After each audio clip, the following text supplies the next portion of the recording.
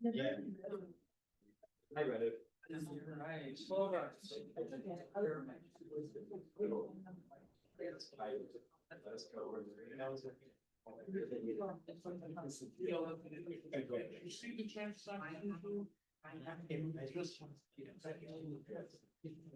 Don't respond yet. Okay. Don't have to. I was there. With my old word.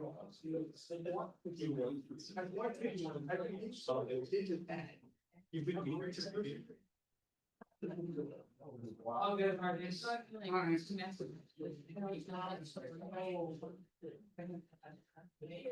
Hi, Jen.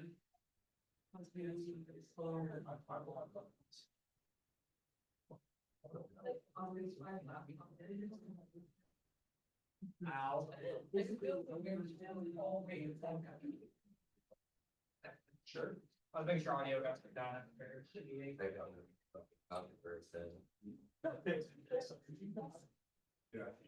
If they just.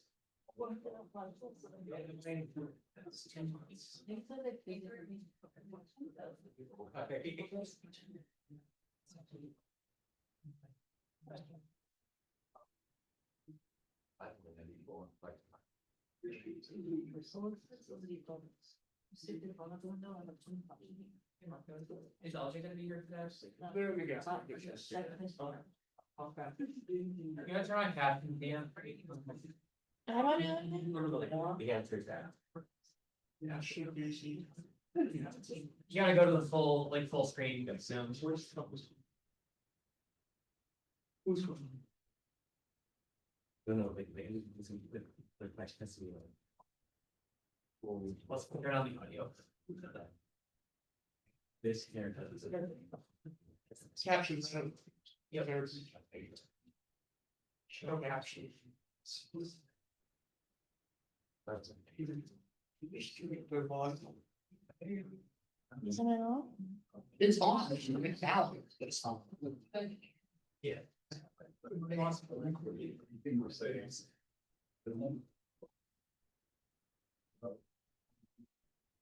Yeah.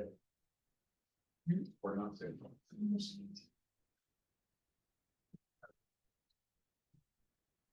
I haven't seen him in person. I'm not listening.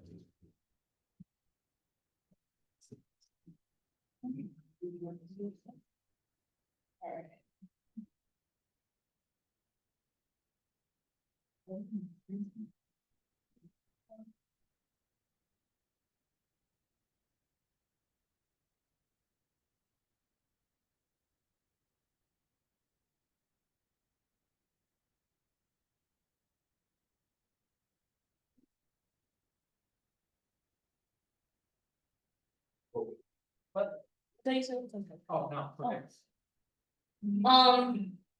Alrighty, I'll call this meeting to order at 5:34 PM. First, we'll go into roll call. Speaker DeVore, President voting. Majority Leader Brummer, Present. Judiciary Chairperson Chayeka, President voting. Steering Chairperson Valdez.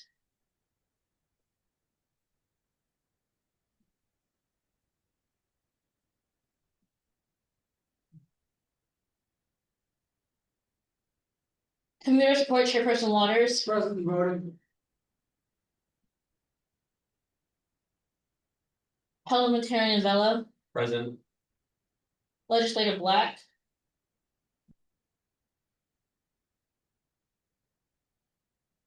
Chat. Legislator Joswicki, Present. Legislator Evazov, President.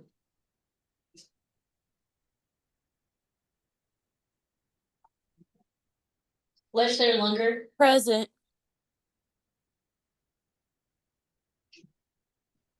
Legislator Maku,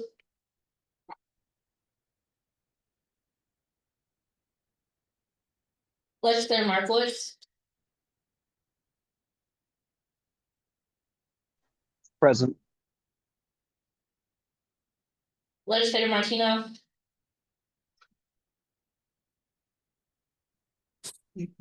Present. Legislator Mace. Present. Legislator Mason. President.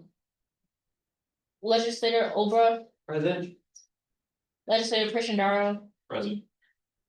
Legislator Rosario. Present. Legislator Serbu. Legislator Snell. President voting. Legislator Wiegand. Present. Legislator Wolf. Present.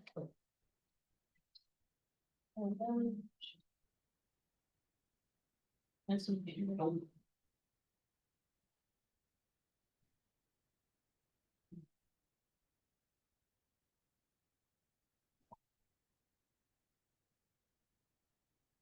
And with that, we have quorum.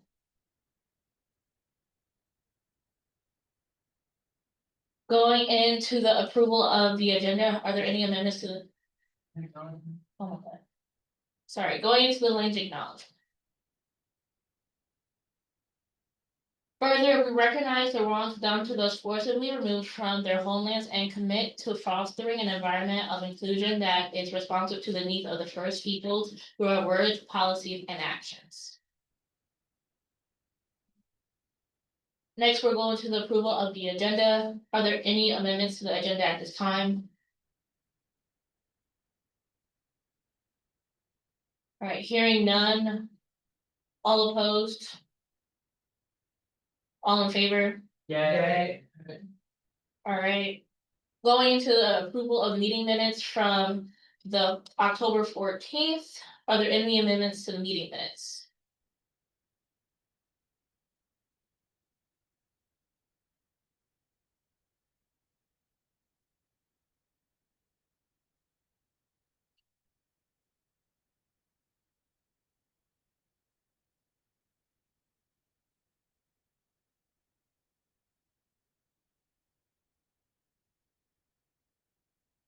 All right, hearing none. All opposed? All in favor? Yay. And with that, the meeting minutes. And with that, the meeting minutes are approved. All right. Going into our guest speaker, presented by Marcus Johnson. Well, actually, you know, you all are excited about this one. This is the most full GBM I've seen in a while. As you all know, today we have with us Vice President Steve Mackey of Finance and Administration and the CFO of the university. He is here to present to us a presentation on the data center project for the university.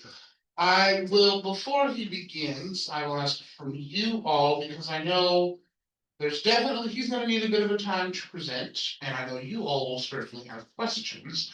So I'm wondering if anyone will entertain a motion to extend preliminarily the 15-minute time limit we have on these types of presentations. Speaker DeVore. Motion to extend by 15 minutes to a 30-minute discussion period. All right, that's good. President Mackey, the floor is yours.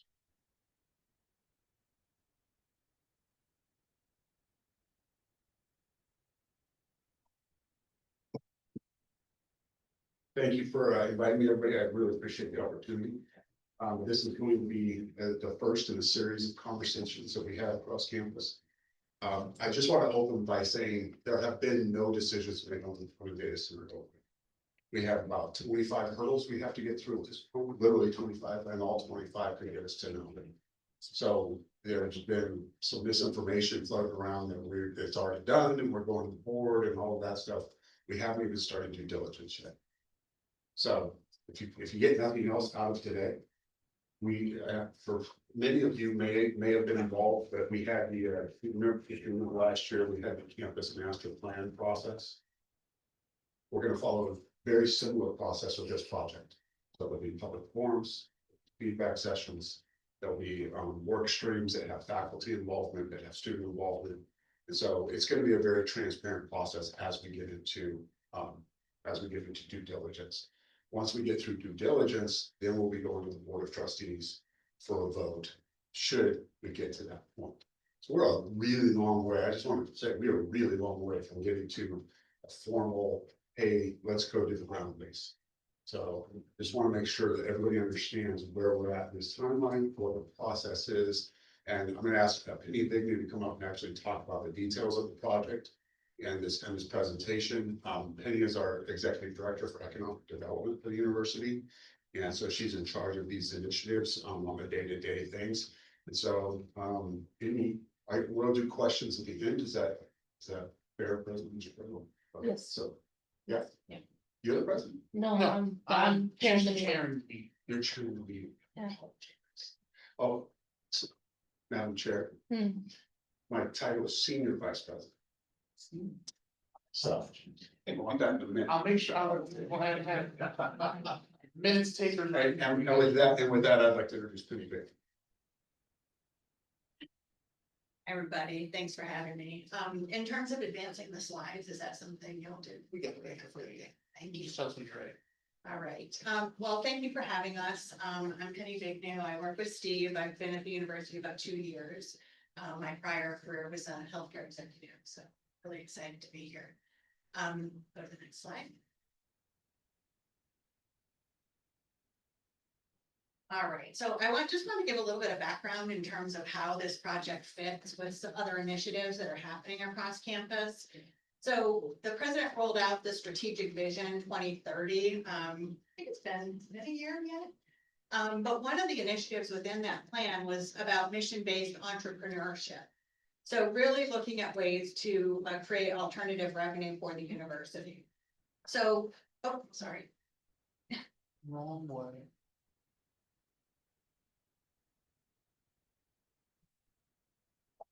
You can use the arrows on the keyboard to put, it doesn't work when I'm using Zoom at the same time for some reason, so.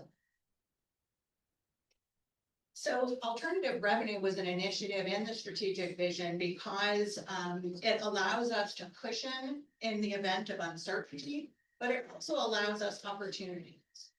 So having tuition that's outside of general tuition revenue really gives us these opportunities. So you can see some of the uncertainties that you probably have all heard about that we're facing with enrollment plateaus or declines, with just the debate nationally on the value of college education, and then budgetary pressures at both the federal and the state level. So those are some of the uncertainties we want to cushion against.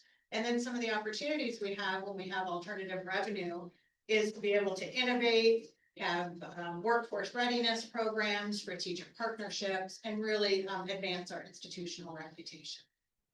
Next slide. So some of the terms you might hear is P3. So P3 is a public and private partnership between the university and a private sector partner. And these are pretty standard across universities at this point in time. And universities seek private partners in order to share the risk of a project and to share the costs of a project, but then also to share in revenue. And the reason that universities look at private partnerships is because these partners a lot of times have expertise that we don't have within the university. So I'll use student housing as an example. The OU might build a student dorm once every 20, 25 years, whereas a private developer that focuses on this may be building dorms, multiple dorms every year. So they have a level of expertise that we don't have.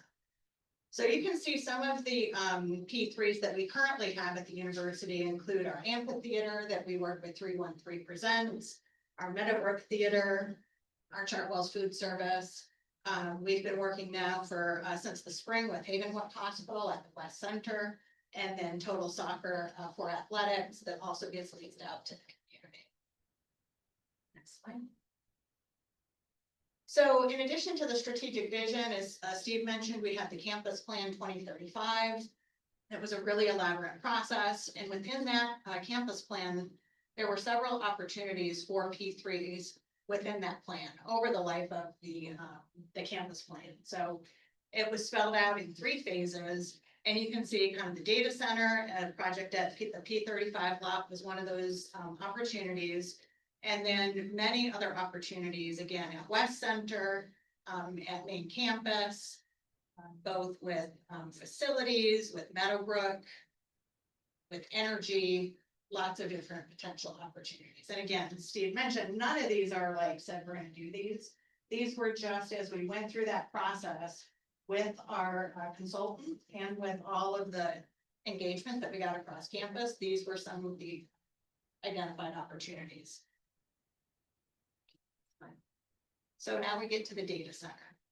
So the data center really came to us from a third party. So DTE has a substation on our campus that has excess capacity. So this is in addition to the capacity that's already allocated for the university. So this is pure excess.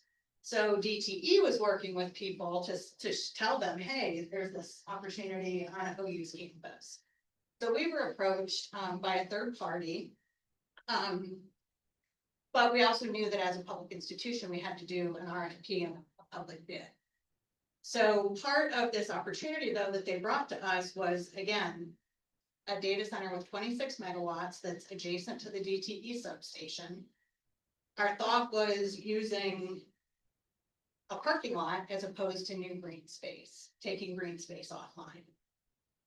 Part of this was intriguing to us because as part of our project for Dodge Hall that we're working with the state to try to renovate Dodge Hall, we want to move OU's data center out of the basement of Dodge Hall, and we'd like to have state-of-the-art technology and a new data center for OU. So this gave us the opportunity to actually move that data center and create space in Dodge Hall for more research space. And then we also just saw tons of opportunity working with a partner where we could partner on all kinds of things, technology, AI research, digital learning, and then have a lot of opportunities for students in the future. So for, again, working with AI, working with the developer, working with the tenants who may lease space in this building.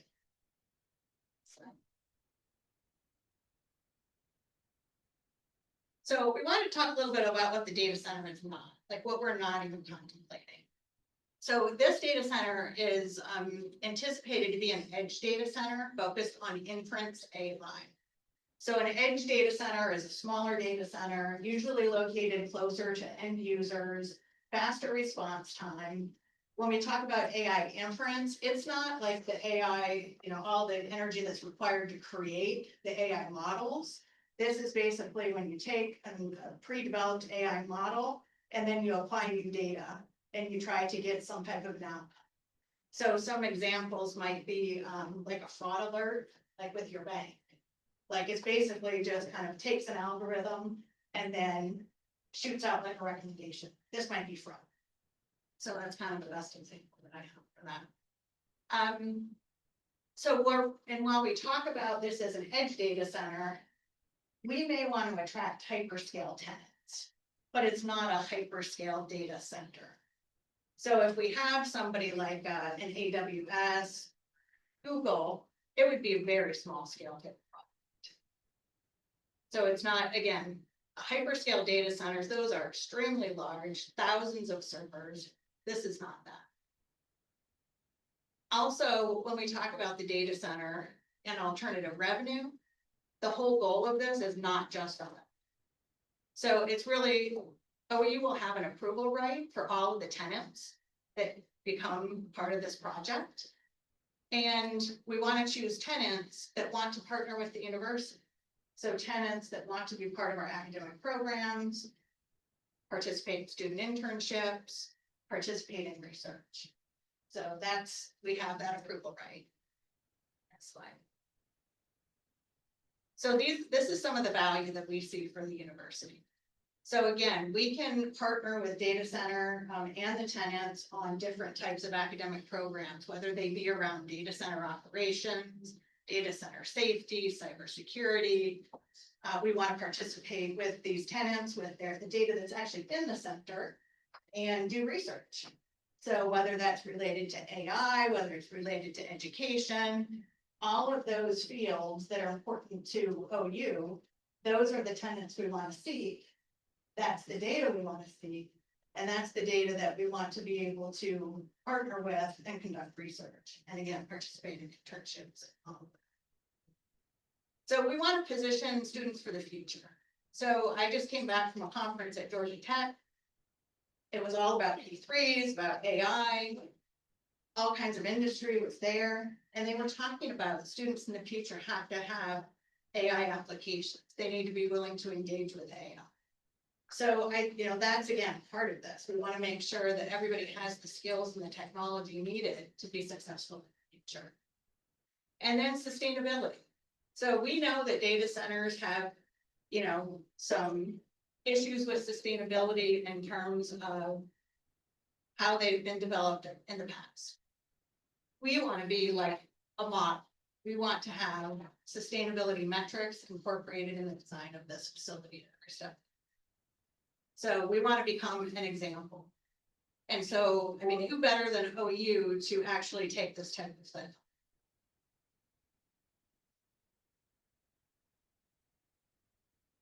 All right, so some of the other value to OU.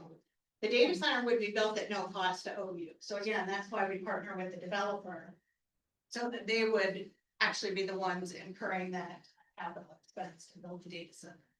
They would also be providing us with our data center space. They would be providing us with an AI institute. They would be providing us with actually computing capacity as well. And again, it opens up the space at Dodge Hall for research laboratories to be placed in Dodge Hall. And then again, the alternative revenue becomes available for university uses. So we had 4 vendors that submitted bids on the project. 2 of the 4 kind of met the requirements that we were looking for in terms of that true partnership. And we invited those 2 companies to come and interview. And then we ultimately chose a company called Fairmount Properties that's in Ohio. So Fairmount actually had a really good proposal in terms of partnership engagement. They have experience building and developing data centers.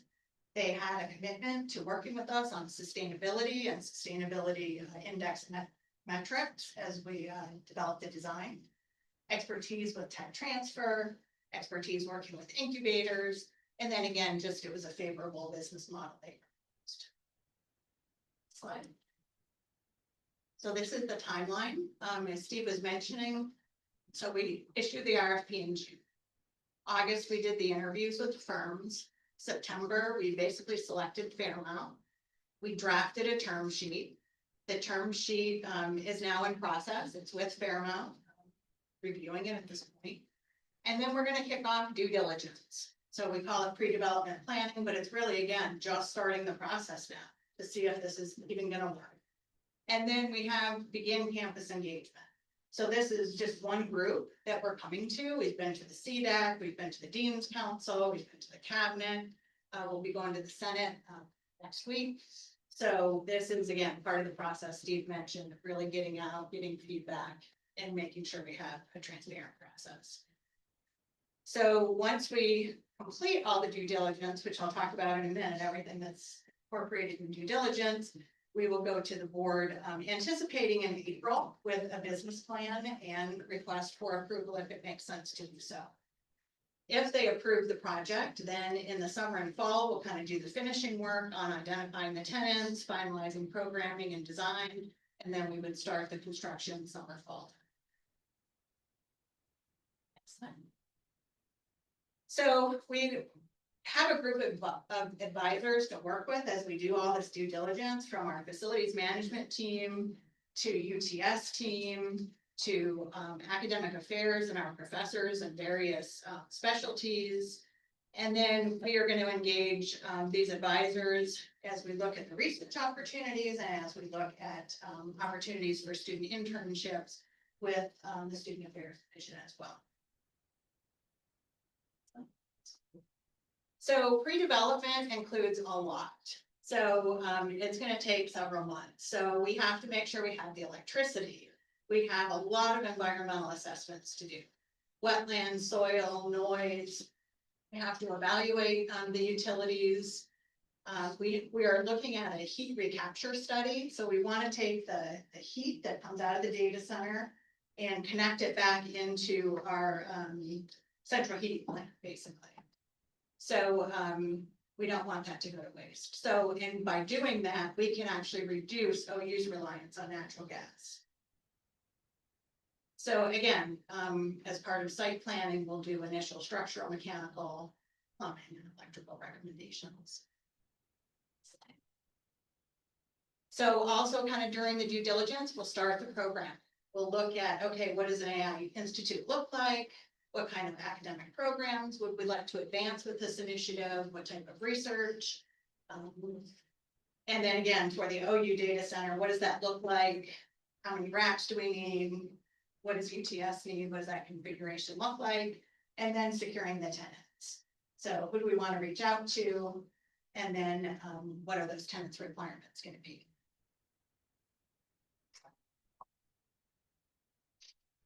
All right, so again, as part of the pre-development design, as we've talked about, there are a lot of components.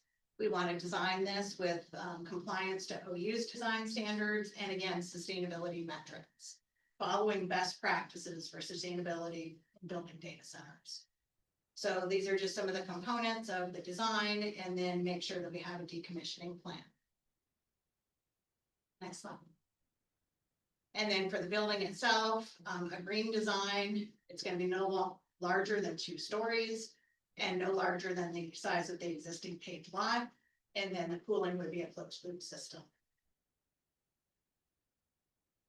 So coming to the end, I mentioned the shared governance process that we're going through, going to the various groups. And it's not a one and done. We want to come back with updates as we get further through the process, as we get through the due diligence section, coming back, gathering. Slide. So these are some of the concerns that we've heard. We are working with the assistant vice provost, Amy Beans-Berselli. She's been trying to kind of gather a lot of the feedback from faculty, from staff. And they kind of come into these various buckets of economic impact, taxes, permitting, jobs, revenue, residential subsidies, environmental impact that we've talked about. And next slide. Future capacity, making sure we have water and electricity for the future. And then just the concept of this being an industrial facility, and how does that align with OU, and again, the OU sustainability goals and mission, and then the proximity to the Native American heritage site. So all of these items that we've heard, all of these items, we want to address during the due diligence and the design phase.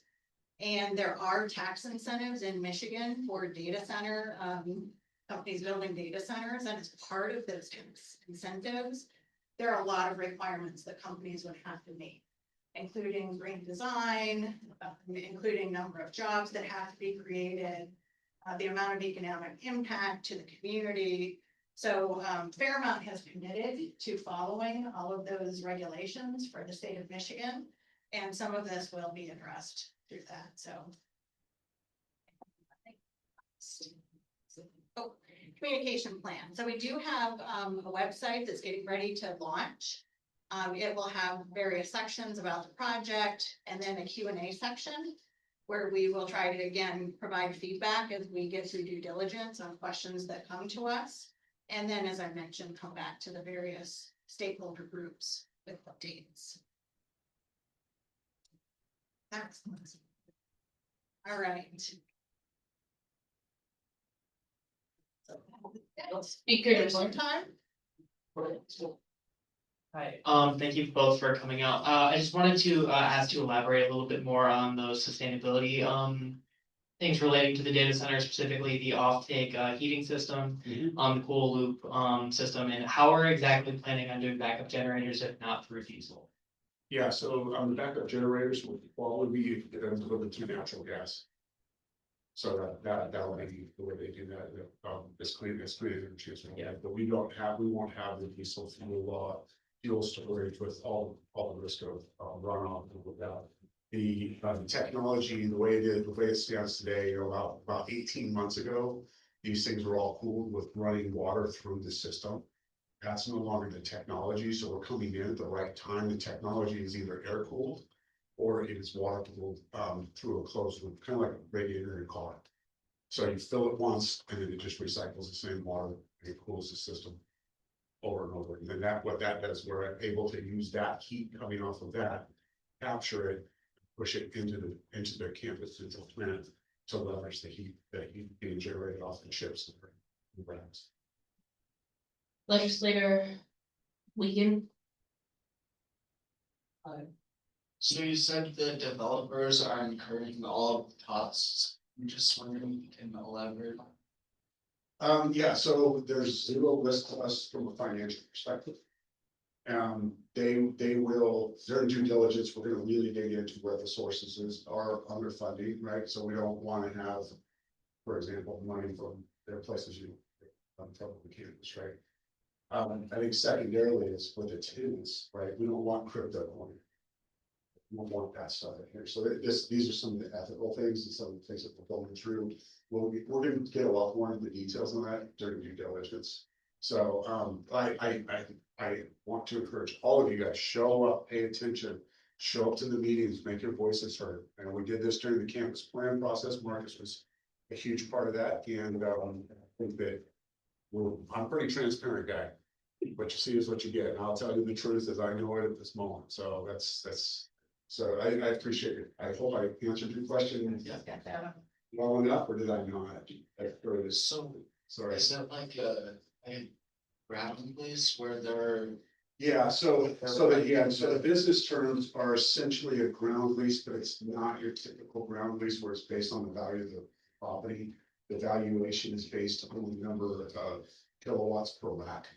So as you get more density in the racks, as technology gets better, we make more money. It's a really interesting business model. so they pay you rent and then the tenant pays them rent? Yeah, essentially the tenant is paying them rent. And then from that, they pay us the ground lease, and then they pay for all their operations. Thank you. Chairperson Baptiste. Yeah, my question is, do we know who the partner is that you were working with yet? I know there were a few names floating around. You said there were two that responded to the RF. Yeah, it was with Fairmont Properties is the name of the company. We'll share their information with you guys. I think you guys will be very pleased with that. They do a lot of work with universities and they have a really deep commitment to sustainability. And in fact, their owner has been personally involved in every bit of our transaction. Because he's really interested in this project in particular, because of the opportunity that we have. And that's the confirmed partner you're working with? They are a partner that we have selected to enter into due diligence with. It may blow up in due diligence, so we may not go forward with the project and then but obviously.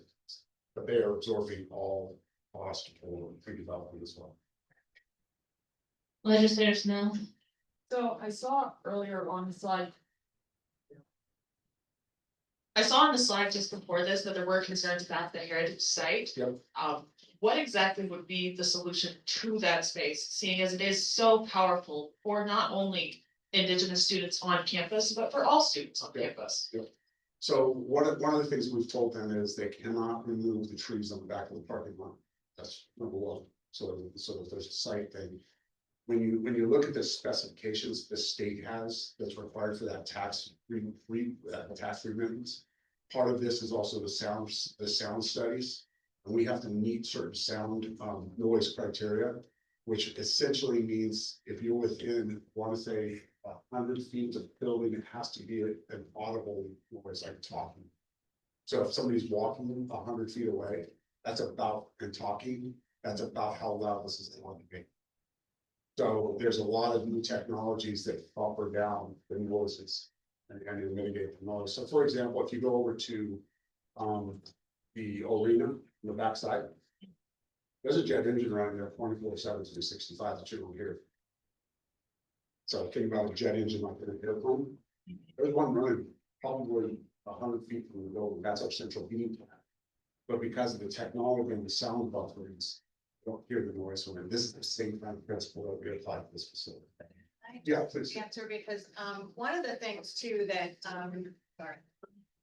So we were thinking that it would be better to take again a paved as opposed to green space. If you actually go back and look at the design and kind of where maybe an even more optimal space might be, closer to the road, closer to the pump station, that would be further from the native site, that may be an option as well, but we didn't really want to disrupt the green space, so that was another Yeah. thing that we just thinking about. Yeah, so let me piggyback for a second, I'm sorry.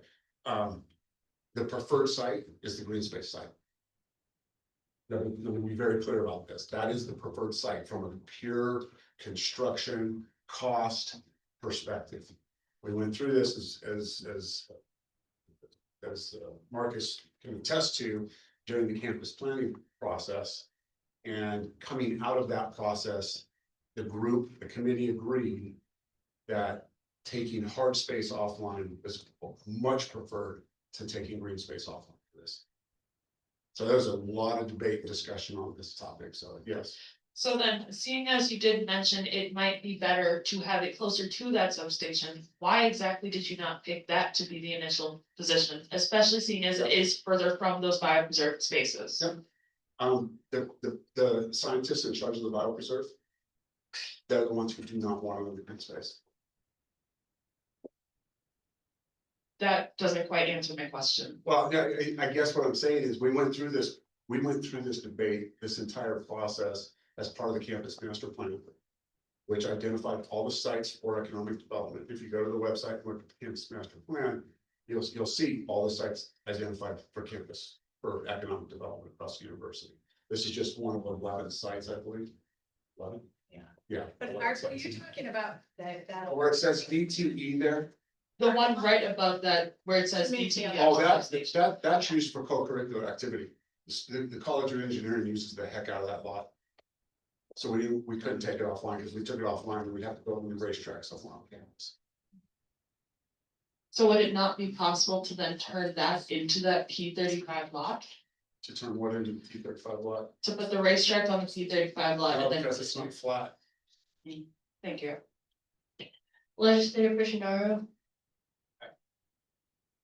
One of the things you mentioned was the waste heat reuse as a sustainability measure, and it was mentioned, it was like, you'd be one of the first in the country or the world or something. Is that a proven technology or is that just a concept? No, it's not a concept. It is proven technology and they are using it. I was in Morocco a few weeks ago and they actually have a massive site just on heat recovery.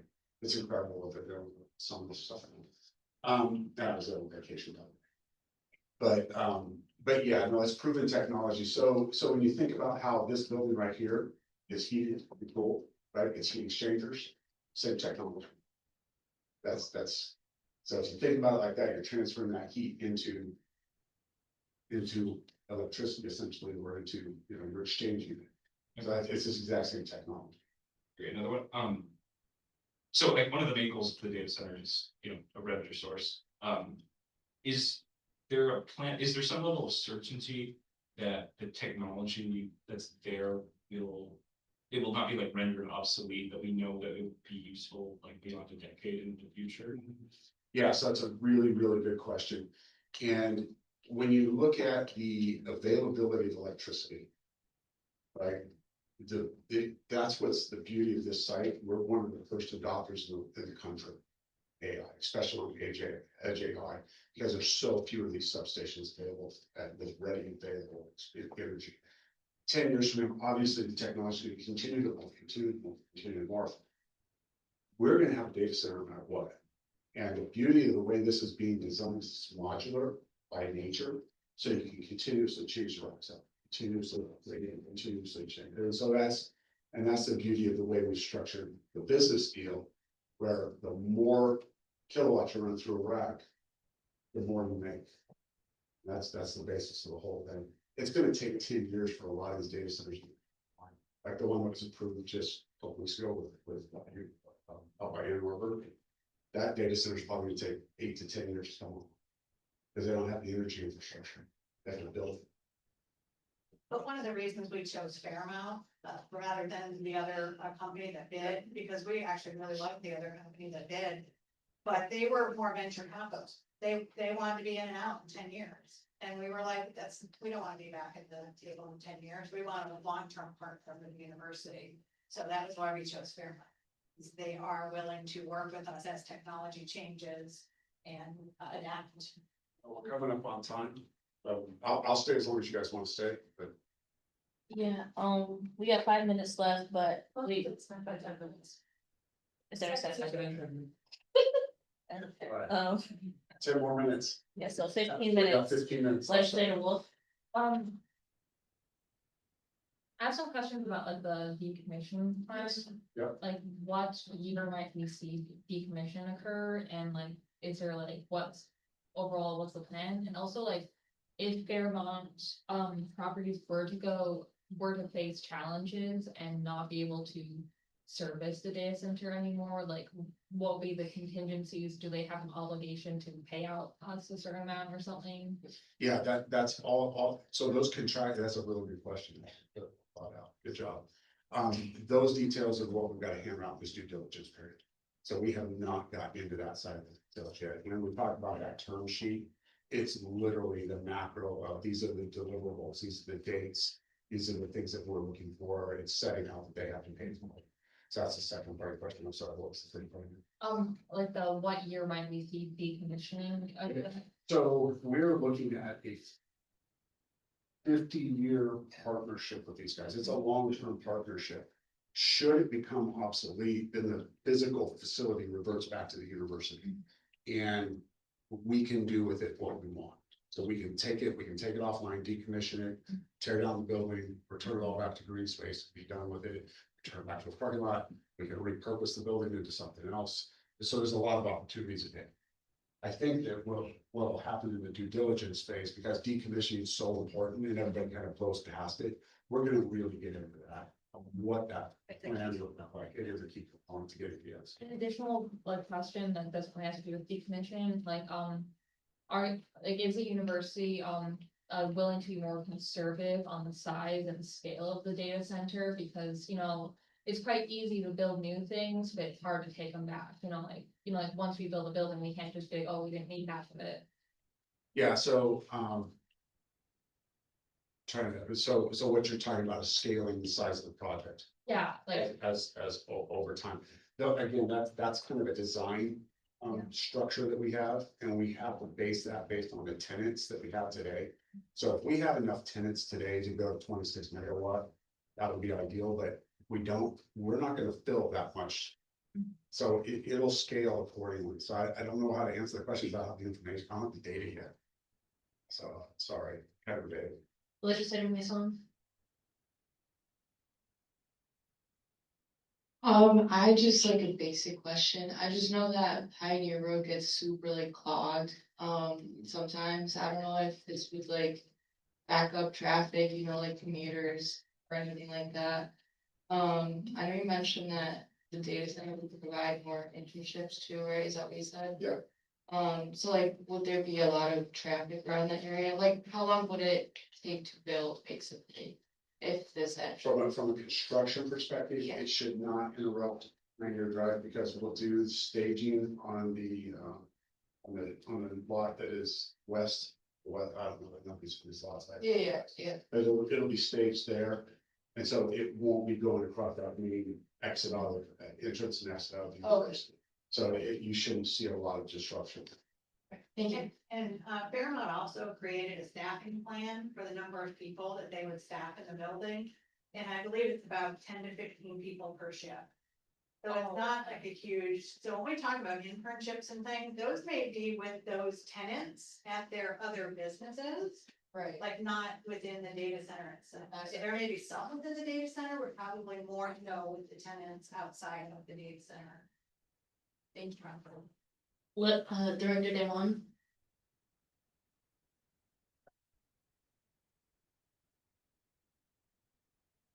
Hello, I was at the CDEC meeting, so I was gonna ask for a couple updates. I heard mentions of the retention pond.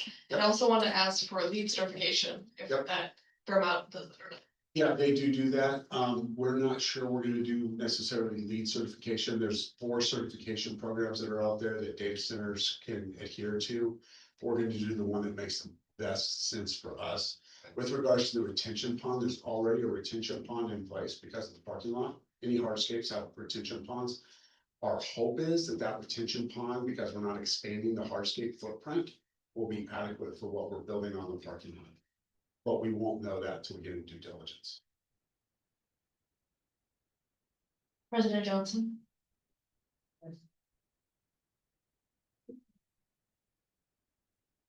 I know a concern that's been mentioned to me before is that I know the university isn't gonna be the sole tenant of this building and. Correct me if I'm wrong, I wanna make sure I heard the information the way you're presenting it. We're bringing someone else in to choose who's gonna actually inhabit this space. So I guess the question I would ask is how much involvement and or authority does the university have on this space so that we can make sure the tenants in it and people choosing the tenants align with our values and what we want to see on campus? Yeah, so, we kind of touched on that a little bit, but part of the structure of this deal, and part of the RFP is that the university has to approve all tenants. And so, like I said earlier, we're not gonna have crypto tenants in there. We're just not gonna, like, they may pay a lot, but it's not worth it because it's inconsistent with who we are. And it's not necessarily good for our students or our community to have crypto money going in data center. So that's an example of where we would say no. Other things are like, adult content generation sites, things of that nature. We're not having tenants into our center. Majority Leader Brummer?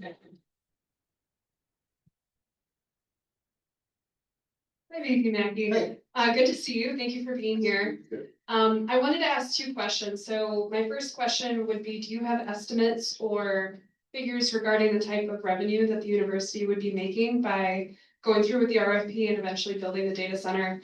And then secondly, I wanted to ask about impact on water usage in the local community. Yep. A lot of research talks about how typically water bills for local communities will spike because of increased water usage to cool the data center and Yep. things of that nature. Do you have any information on what those revenue streams would look like, any type of estimates, and then whether or not you have any figures on how local communities would be impacted in terms of water usage? With regards to water, it's Yeah. same as the power question. Right, and the water and the power, like how does this impact our local community, right? So let me start with the first question. We have not gotten into the estimates yet. Because we don't know what the staff is gonna be and we don't know the tenants are. This is part of what we're doing in due diligence. So we have a framework in which to calculate from. But until we know what the contracts are for each rack, what the loads are, we won't be able to calculate out. We can calculate out scenarios, which we have done, but I'm not prepared to like throw those numbers out there. I will say this is not a hyperscaler type thing. You're not gonna see $20 million a year coming out of this thing, like, like you hear all this buzzwords and all this stuff. You're not gonna see that because of that. Your second point though, with regards to the, I'm gonna add, you're okay if I add the energy to that? Yeah. Component as well. So we talk about the water first. So the way the water system is required to operate within the state of Michigan, you must use municipality water. First and foremost, you can't drill ground wells and just suck all the water to get it dry, right? We are a farming state first and foremost. And then secondly, the technology has progressed to the point where you're either air cooling it or you're water cooling it. Now, the water cooling used to be you would basically plug a hose in and let it drain out to the ground. It's closed loop systems now, like the radiator on your car. Right, so it's Recycling the water. it's just using the same water over and over. It's not just water, but it's a water and a chemical component base.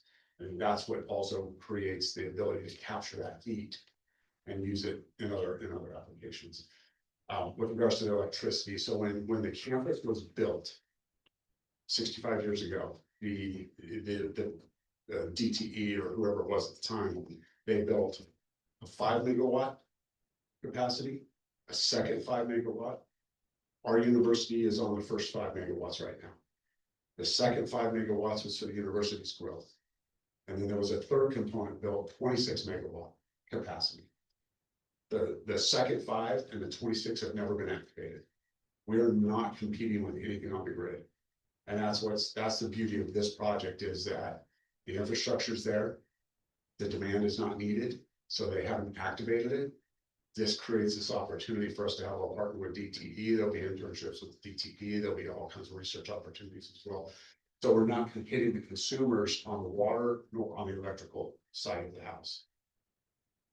Okay, I hope that. yeah, answers the question. so you wouldn't We get anticipate, this question a lot. yeah, so you wouldn't anticipate any rise in water bills or electricity bills? Okay, No. awesome, thank you.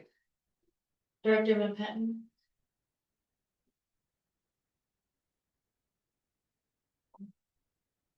Hi, I guess my question is, if the student body at large expresses concern over the sustainability of this project Yep. and expresses a desire to not have a data center on campus, what's the probability that this project ends? Doesn't go through? Well, at the end of the day, there's always going to be people who are absolutely yes. And there's going to be people who are absolutely no. And both those groups will die on the hill. Right, what we've got to do is we've got to listen to each other in this process, and we've got to find the middle ground. At the end of the day, this project is a long way from yes. It is not, yes, right, it is not, we're not anywhere close to yes at this point. If it's completely disconnected from the university's values, it won't go forward, even if all the lights are green. So, but we haven't got to that stage yet. I know everybody's afraid that we've already predetermined an outcome. We have not predetermined any outcome. What we predetermined is we want a partnership where it's economically viable and good for the university, and it's also great for our students because of the internships, and it's great for our research and our aspirations to become an all-white institution. So the three have to all line up. And if one of these wheels gets out of balance, and it's like overwhelming all the others. So if we're not gonna make any money. And the whole university says, yeah, let's do it, well, we can't afford it. It won't go. And it's the same, it's kind of like this. Four-legged wheel thing that any wheel could come off at any moment and the whole thing falls down. So it's not predetermined, and I encourage you guys to come to the meetings, voice your concerns, listen, participate. That's all I can tell right now, because that's where we're at. We're just not there yet, but your voices will be heard. I mean, I'm here. Right, I'm answering every question without filter. And I'm gonna continue to do that. We're committed to open dialogue on this. We're committed to listening to the entire campus. And we're gonna do the right thing at the end of the day. We're just a long way from that. So, please stay engaged. That's the single biggest thing I ask you guys. Stay engaged, stay open-minded, and look for, that is this something we should do? Or if it's not, why? Right? Because I have to answer that question too. Because there's a lot of people in this university who really want this. There's a lot of people in this university who don't want it. I'm the one stuck in the middle trying to navigate both sides of this. Point of information, we have 2 minutes left, or there's any motion to extend discussion? Most takes about 5 more minutes. Not gonna give time. I've got all night long. Legislator Markowitz? We don't have a microphone. Sorry, has one, that's huge. Hello. Just a couple back-to-back questions. The first one is there gonna be a parking lot made for the data center, or are we using existing parking lots? I didn't ask that correctly, but what is the parking gonna be for the data center? Yeah, so when we did the parking studies as part of the master plan, right, we have excess capacity of parking. The university has the capacity, the physical capacity to house 18,900 students. Right, we're just under 16,000 right now. Parking, we have the capacity for 19,200 and something students. I can't remember the exact number, or 19,000 students. That includes taking this parking lot offline. So we've got more than ample parking. At the end of the day, if you get nothing else out of this, we are not going to expand into any green space. So you see that green space around that parking lot, that's all going to stay intact. So that's, go ahead. I was just gonna say too, the actual. The facility itself will be within that pink, but that also incorporates the generators, it incorporates parking for the facility, security, all of those things will be within that footprint. Okay, that's just what I wanted to confirm. And then the second thing is, I know when we were initially looking at the RFP that it included a section that I don't remember the exact wording, but it mentioned the possibility of expanding the project by another 5 acres or 10 acres or something like that. It seemed like it was fairly based off of the discretion of whoever was running the project. Is that something that's still a possibility? Based on the way that you guys have been talking, it sounds like it's not, but I just want to. Yeah, it's not really, but when we wrote that RFP, we did it that way in case we wanted to go single story on everything. So what I think what we ended up, at the end of the day, is we're not gonna allow anything over 2 stories on the site. So it's not gonna be, well, that tree line in the back, it's not gonna be over that tree line. And also when you're up on campus, this is not gonna be blocking the forest from your line of sight. Those were things I was very adamant about, so. Okay, one last clarifying question and I'll be quiet. Yeah. So if any student comes up to us and says, well, no, it says in the RFP that they can expand it, then we should say, well, there's been amendments since and that's no longer the Yeah, case. so at the end of the day, we only have 26 megawatts. That is not very much energy for an AI data. We have more than enough space on that existing lot for all of it. So I don't remember exactly why we did that, but we did it for a reason. I can't remember exactly what it was, but our intent is not to do that. I do, if something comes up during due diligence during the design phase and all that, you guys will hear about it. We will be sharing that with you, but our intent is to keep it right smack there in that footprint. There's absolutely no reason why they can't do that. Thank you. Speaker DeWar. I know internships and like jobs and stuff have been brought up like several times throughout this discussion. I just wanted to like ask, like, is there any expected like numbers on how many jobs like slash internships that the data center is going to like expected to generate? And if so, is there any promise that these internships or like a certain number of anything will be promised to OU students? Yeah, so, okay, good, and that's actually a very, very good question, thank you for asking that, because so often it's competitive for the internships. Right, you're competing with Wayne State students, Michigan. College students. So there are a minimum of 50 employees. Per the economic development law for the tax incentives. Those employees must be paid 150% of the median wage. So when you think about the median wage right here, we're surrounded by all these tier 1, tier 2 providers. We have pretty good wages rates. But it's 30, sorry. Oh, it's 30. That's just in the data center stuff. That's the minimum that we have to pay. The tenants, right? The people who are using the facility, they're also going to be required as part of the lease agreement to provide X number of internships to Oakland students first. We're structuring that whole deal this way. I can't answer how many that's gonna be simply because we don't know what the tenant structure is gonna be yet. Is there any way to guarantee like a percentage of that or like a percentage of internships? Like, okay, there's 15 internships, like 33% of those have to be OU students. Is that something that's amenable? We're gonna do something like that where we're guaranteed X number for Oakland students, and if they can't fill them, we have to allow them to go other places.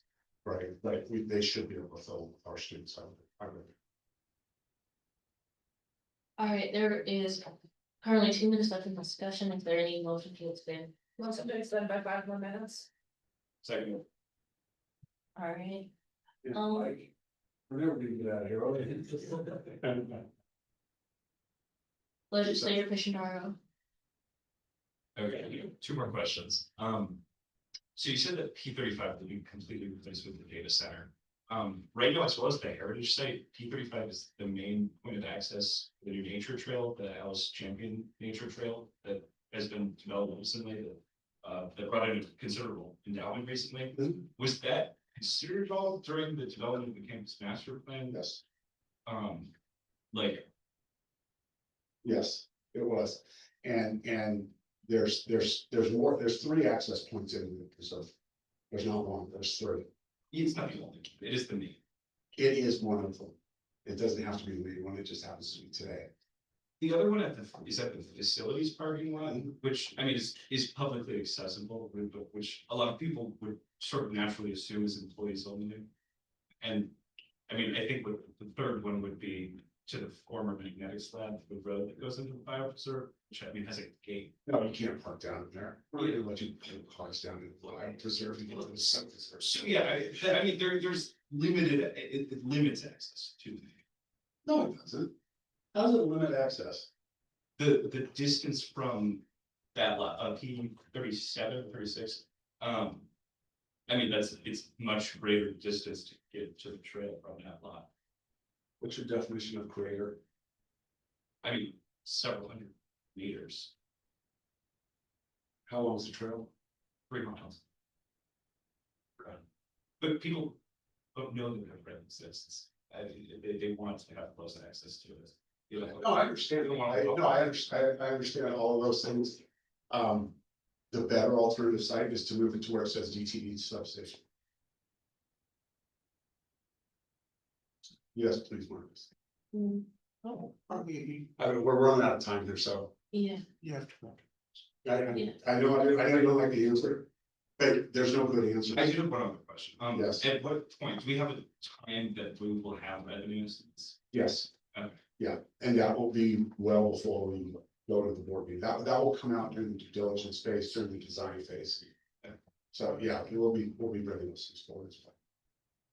All right, President Johnson? I think I was gonna ask, is there any possibility that during the due diligence phase, we explore opportunities for the conception of this project while still maintaining that access to the trails, Ellen? Is that Access possible? to trails is still gonna be here. And access to trail doesn't go away. Legislator Snell? You have your mind, please, Alex.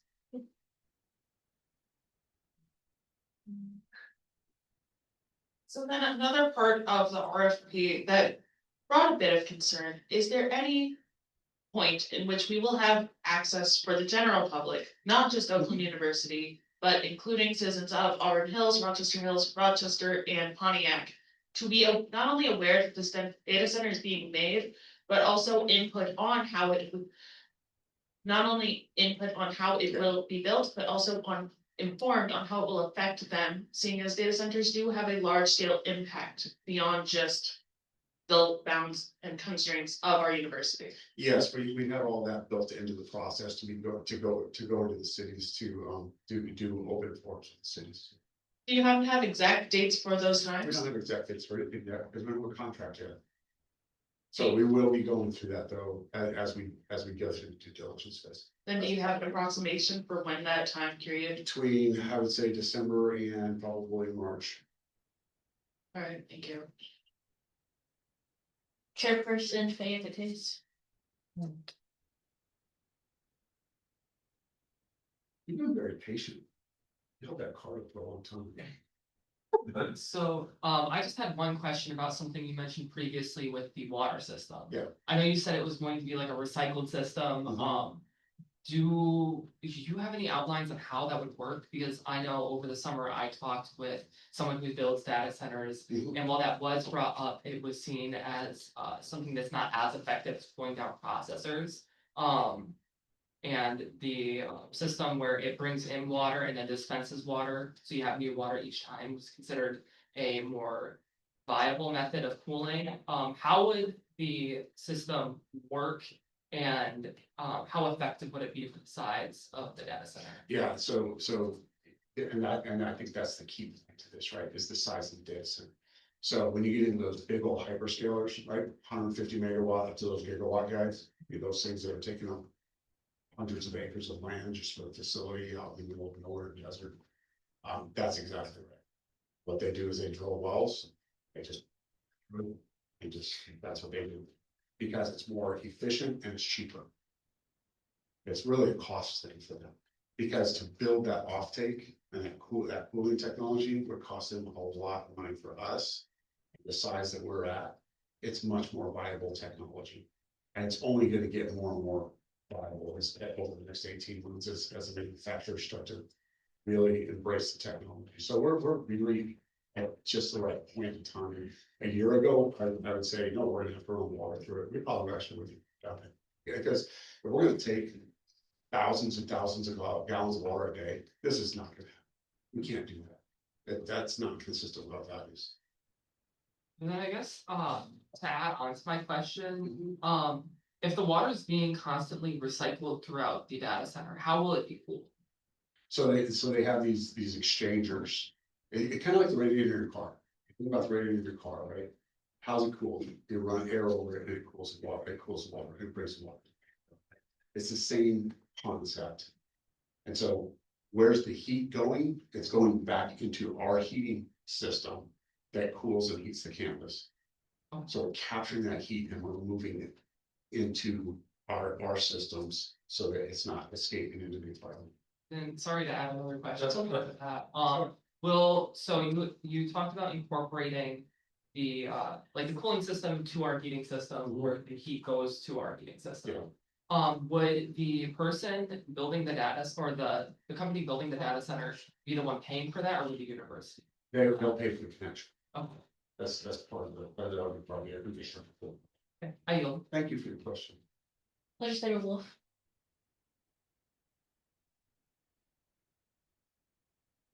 I agree with the concerns of legislator Christian Darrow, as he is an employee of the biology department and maintains the trails as one of the sole stewards of that.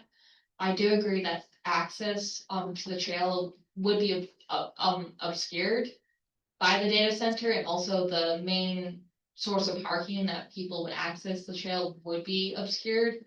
And I think that there would need to be like additional investment into changing sort of the path of the trail to route towards a place that could be more easily accessed by a parking lot. And additionally, there's kiosks that are currently being installed or have been installed that might need to be removed or dismantled and relocated. And overall, it was just sort of more of a point of information that that is indeed a concern, as someone has volunteered for like the trail system. Parking at the two other locations at the ground maintenance site is really not an option, and that's all. No, look, and I appreciate that. I understand, I think the whole team understands, right? We're heavily involved with the trail system. I mean, I've been out there with Professor Tees and what's Tom's name? Yes, Professor Raffle on various walks out there and stuff. And I mean, I spent some time there as well. And it's a very, very unique asset. I am highly committed to maintaining that asset. I think that there's another opportunity here, and I've shared this with the faculty. That the other opportunity this creates for OU that's going to differentiate us from a lot of other places is should this project go forward, we have this opportunity to really look at policy and research the proximity of this in relation to our biopreserve. We know our biopreserve so well as a research incubator bed, right? What's the impact? Nobody's been able to measure it because they don't have this controlled system.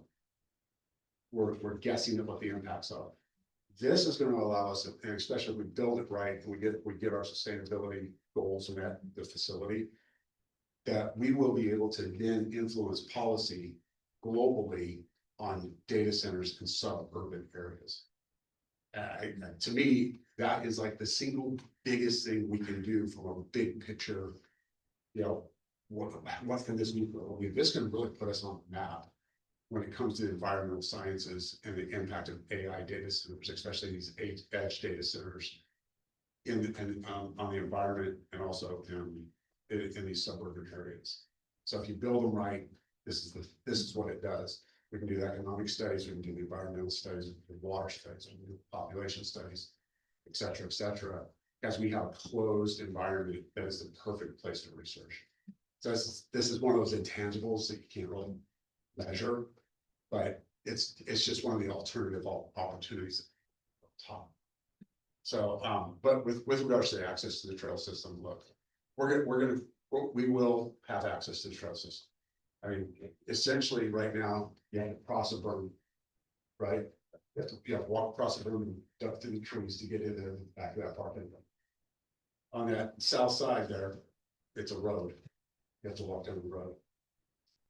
It's actually easier to walk down the road than through the trees. Well, but I think it's something that we. But it is something take we have into to, we have to, consideration yeah, we have in to. design. Yeah.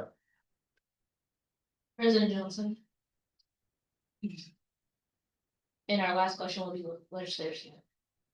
I know something that's been asked of me is eventually, I know the water that's being used to cool this system will eventually need to be replaced. I'm sure, where is that water going to go?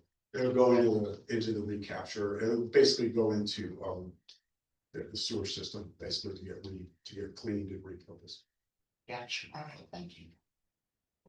We wouldn't dump it out in the gutter, I guess. Legislators, no. Legislator Bella, did you have a question? No, fine. Perfect. Do our sewer treatment plants have the capacity to like filter out what's being put into the water for the cooling systems? Yeah, we have to do that anyway because of our research facilities. So yeah, those separators, we have to have all of that. Legislators, no. My main point of information is just, again, with that trail access specifically because that is the most accessible pathway for students with disabilities as well. While I recognize that it may seem quote unquote easier to walk down the street, for a student who might struggle to walk entirely, walking down the street isn't an option. So are we taking that into consideration when we do plan these things? Because we do need to keep campus accessible to all members of I campus. completely agree with that. If you read the campus master plan, there's a section where we're going to develop that's down by the sports dome, down by the soccer fields. That has ADA parking, it has ADA accessible toilets, and it's also going to have an ADA accessible bridge system into the watershed. The current trails are not ADA accessible. When we talk about the parking lot, P35, that is not an ADA accessible parking lot to the trail system. So right now, today, that infrastructure does not exist for handicap students. And it's not fair, and it's not right. Part of our plan with the master plan is to fix that, to create that access, those educational opportunities. And the inclusiveness of accessing the waterlands for people who have mobility limitations. And then within the data center itself, will that same consideration be given to ADA complacency, especially with students who, again, may not be able to navigate through narrow spaces in Yeah. order to make full and complete use of the data center? Yes, it's federal law that happens. All right, thank you so much. Senior Vice President Zachary.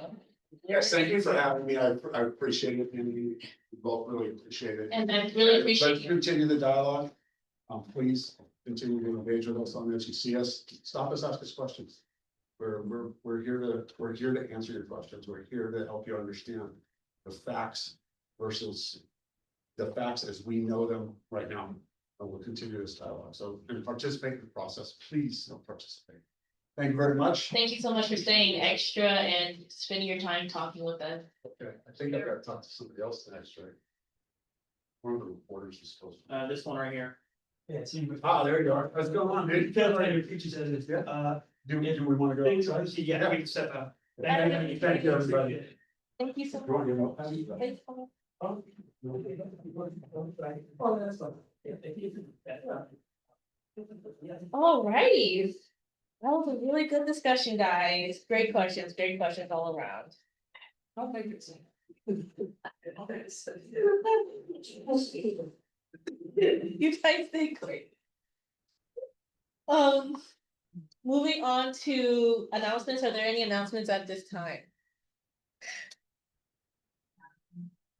Legislators, no.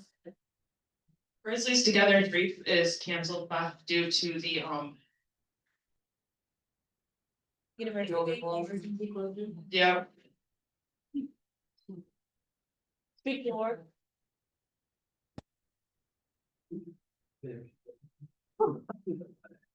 Yeah, you know, on cancellation, I'm sure you all saw President Johnson's email earlier today, since we cannot work. Which sucks for a lot of us, particularly, our beloved members of Student Activities Funding Board. The GBM that week has been canceled along with, I believe, legislature meeting. I don't know why y'all are red flagging me, that student appointment. That's on you, Flo, for me. My bad for ruining the university's heating.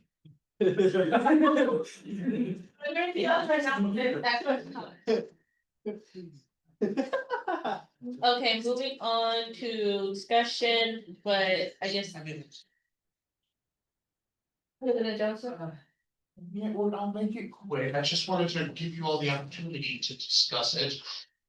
Majority Leader Brummer and I met with Neil Baumgartner in the provost's office to discuss a potential policy they'd like to see in place, which would change our withdrawal policy from classes.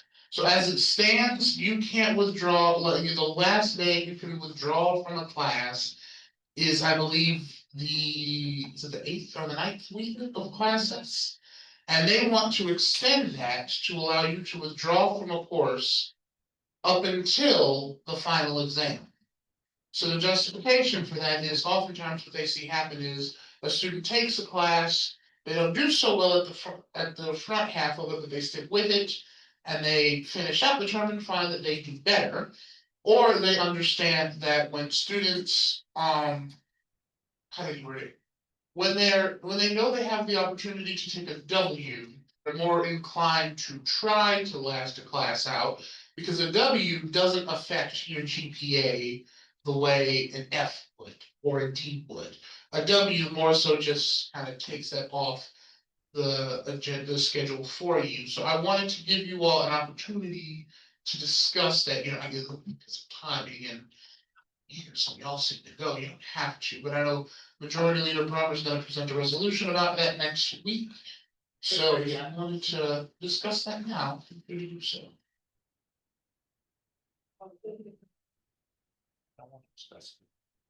Lovely. Going on to new business presented by Speaker Doppler. CB 68.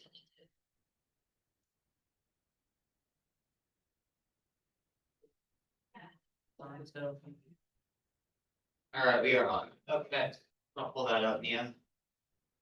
All right, so if you don't remember from this summer, this is finally the bill I was working on over the summer with a lot of you, to redo General Assembly. For a lot of our newer members that haven't had one yet this year, General Assembly is essentially just like a collection of all the clubs and liaisons that we have. We just basically meet together, pass resolutions and stuff to like, just try to work on different like campus issues and stuff. It's supposed to be an open forum for our campus. It's been run for the past several years, however, it has struggled with attendance mightily in several years and hasn't even been ran yet this year.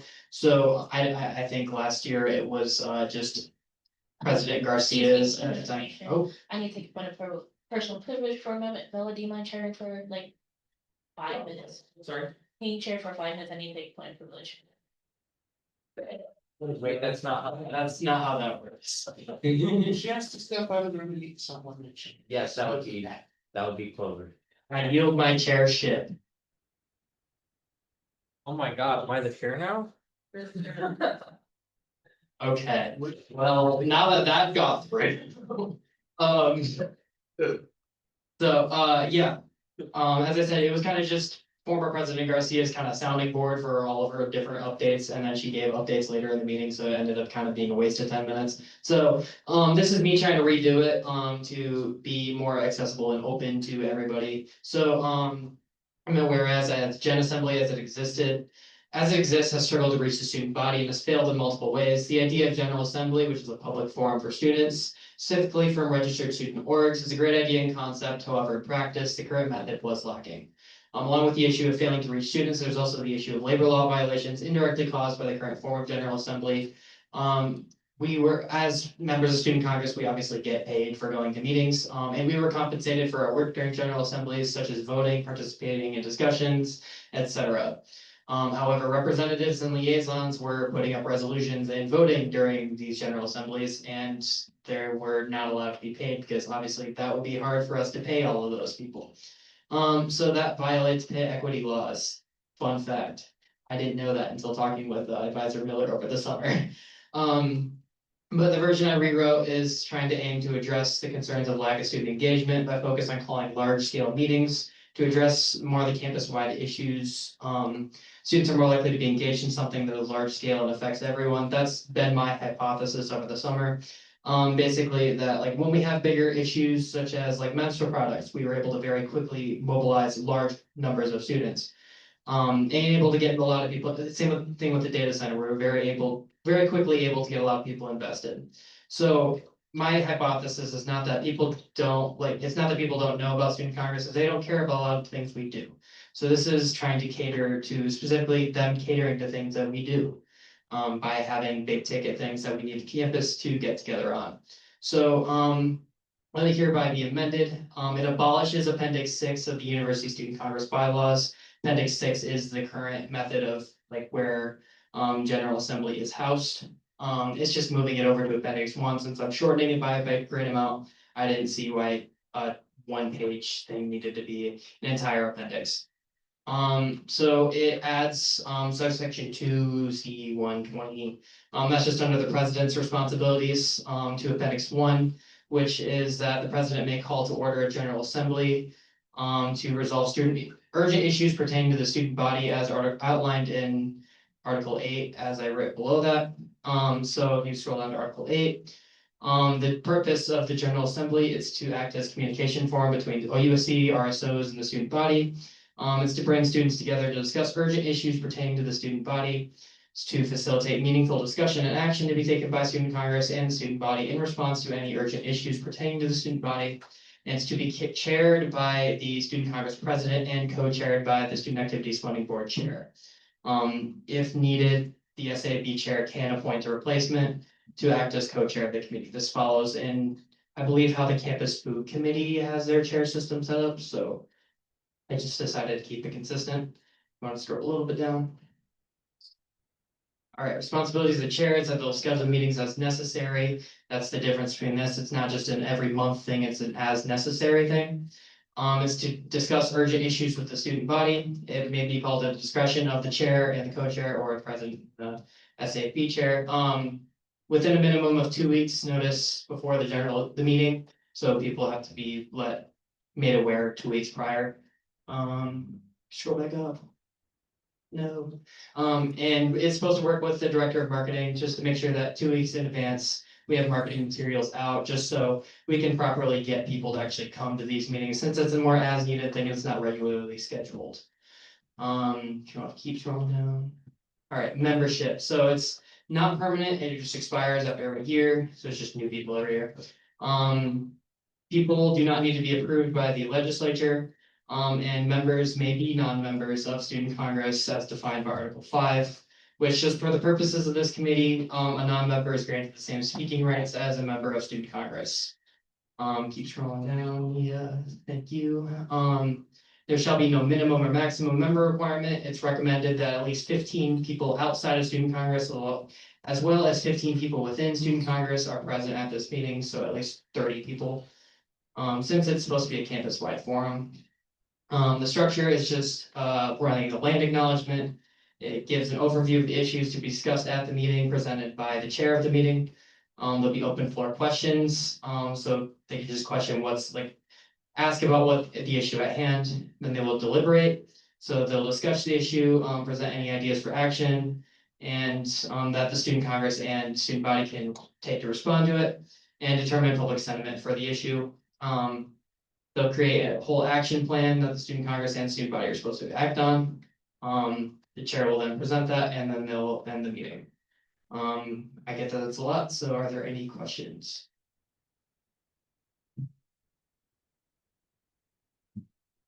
Associate Chairperson LaBelle.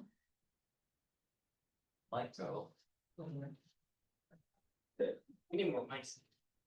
Why are there 4? There's 2 people in here.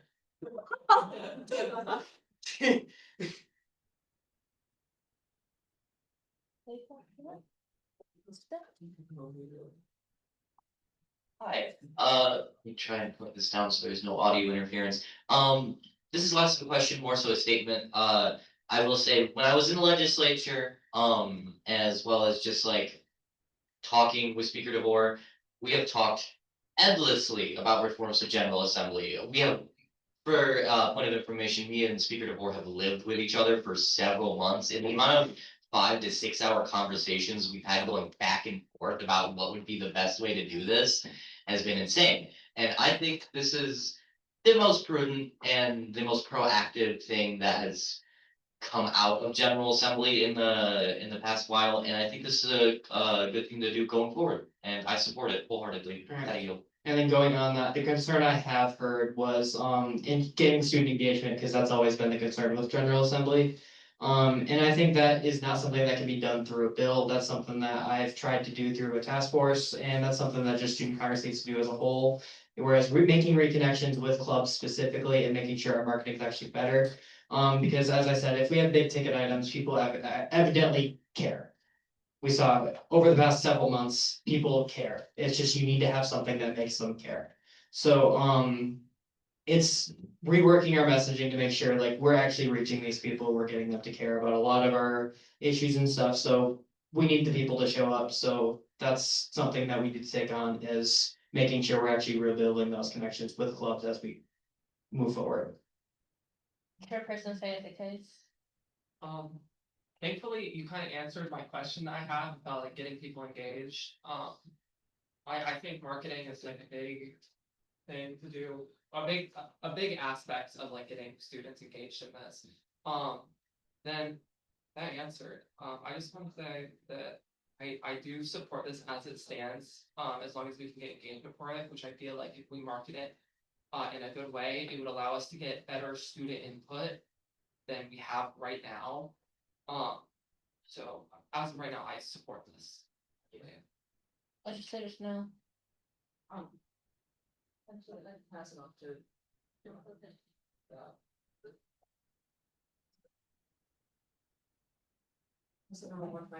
Thank you so much. So my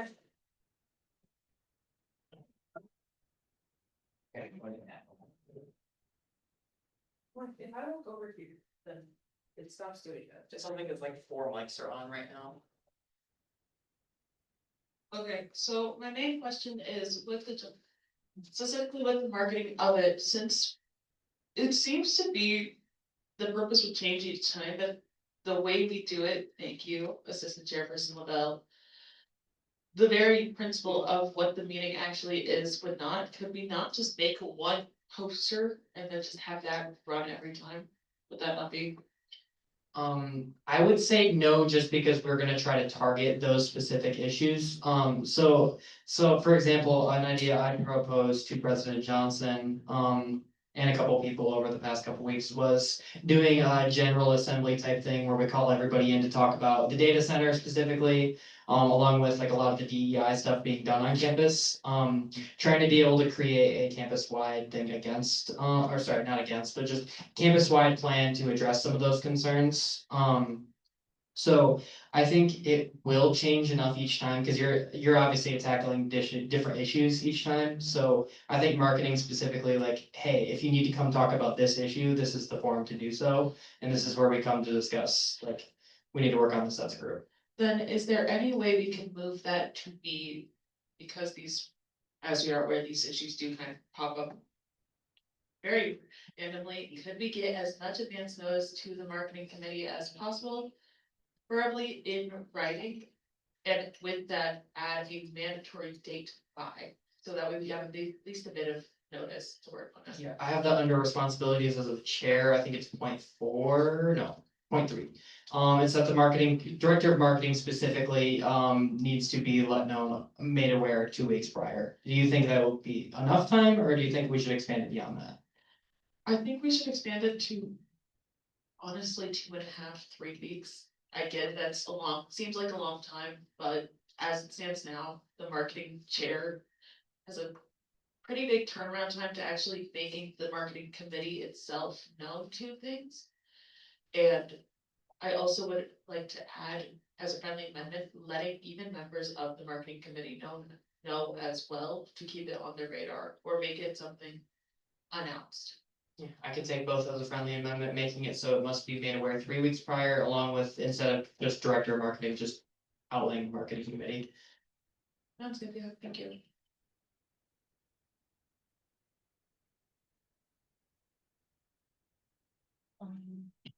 Legislator Markowitz.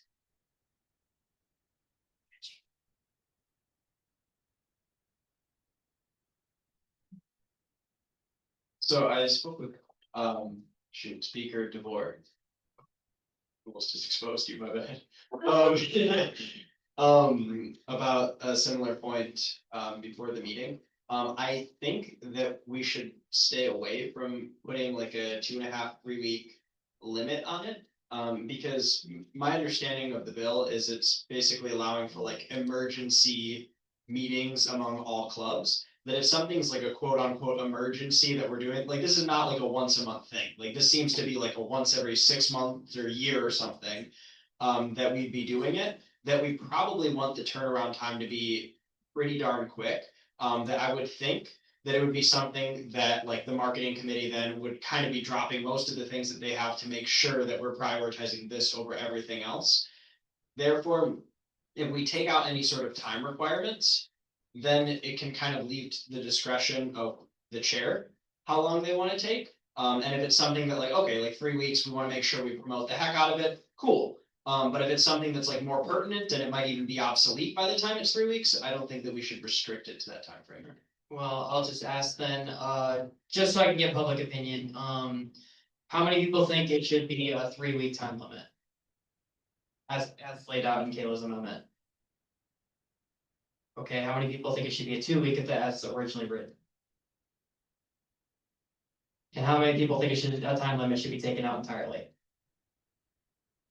Okay. I will take the vote of public opinion on that one, but I still would like to have some form of like encouragement that you have some sort of time, just because marketing committee, as Kayla did say, can get bogged down a little bit. Just, I would like to make sure we have enough time to market it to people, since we obviously need to get posters out, social media out. We need to have some form of time, so I would like to have like at least encourage that there's like a week or 2 minimum, but I'm open to just taking it out entirely. Legislator Snell. I agree with the notion of removing that time period. I would at least like to see some kind of guarantee that the whole marketing committee will in fact get their hands on the knowledge of it. For example, I know Legislator Markowitz, you said, well, we can just drop everything. The issue is a lot of our stuff does in fact come time sensitive, because part of what we do is we'll make a graphic. Of course, if it's something last minute, we can push it through.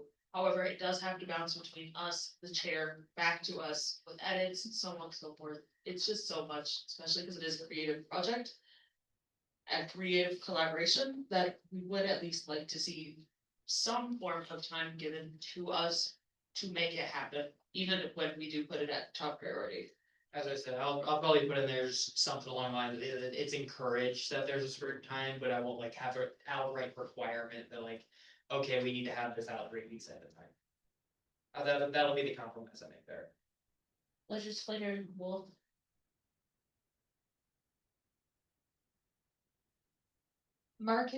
Creating a marketing material isn't necessarily, complete, like isn't completely like, exclusively done by the marketing committee.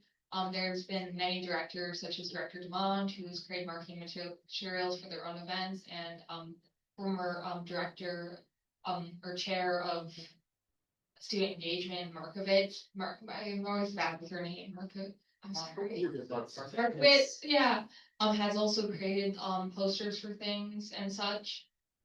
And I think that like, overall, marketing tasks are delegated to the marketing committee, but aren't exclusively done so, and I think that we can all pull together, I guess, I yield the floor. I would just like to say, just because I don't see many more questions, I get that, oh, I do see Advisor Miller. I just want to point one thing out, though. If you have any amendment, I get this is a very big, bill going up, kind of went up last second before y'all. But if you have any questions before next GVM, any concerns, anything you want to change, please message me. Because I will be open to changing as much as possible. Because I want to make sure this is something everybody can agree on, everything's got to work for, because obviously this is a big initiative that all of us have to work for, even through the future. So, I just want to make sure it's right now, so if you have any concerns, please message me. Advisor Miller. One, I don't really totally applaud this vision of the general assembly. And it makes so much more sense than the way that it had been originally established. I do have a question is that participation is not limited to student boards and plans. That correct, it goes into the general student body population, as it's called. Yeah, I just had it open to non-members, so that includes like members of student boards, members of, like liaisons, and just general everybody. If I could lay that out specifically, but yeah. And, we did something like this many years ago. And it was held like in the habitat. And one of the things maybe to add, depending upon the topic, is inviting administrators. Administrators can come, and in case there are any concerns from the student body that the administrators could then address right then and there. It is very helpful to have that backing, especially the issues that you're presenting. Also, they had the opportunity, students, to submit questions in advance.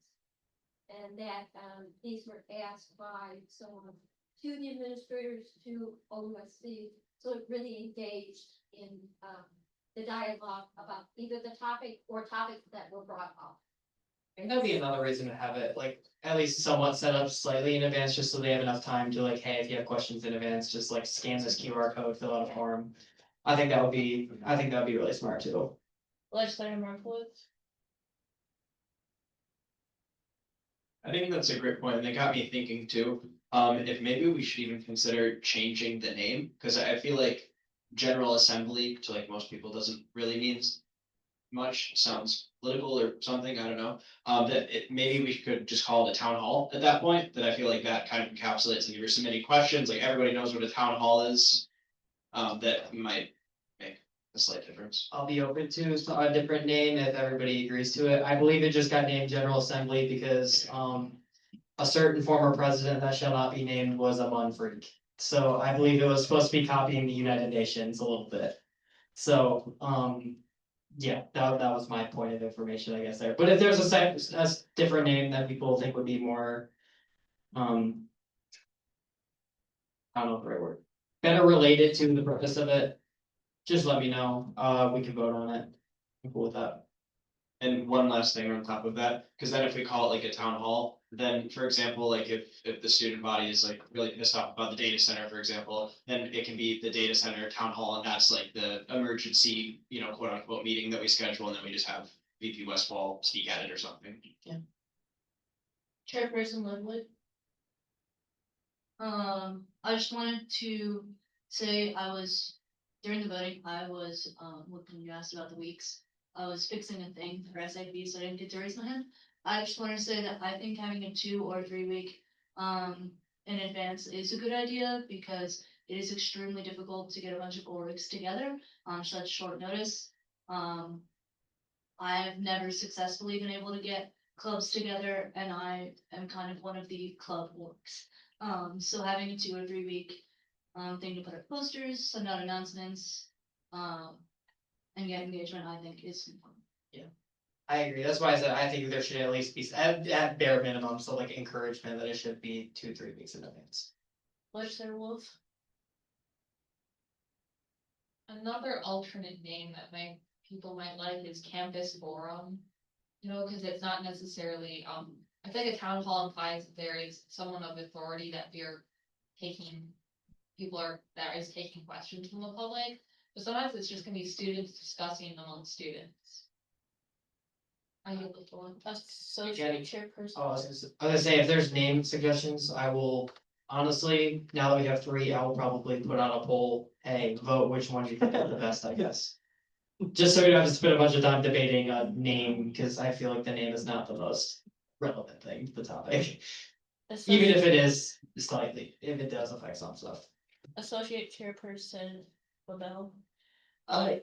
Yeah, I just wanted to say that perhaps the discussion on the changing of name could happen elsewhere.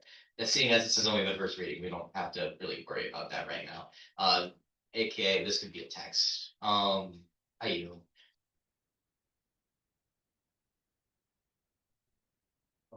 Are there any other questions or point of discussions that would like to be brought up at this time?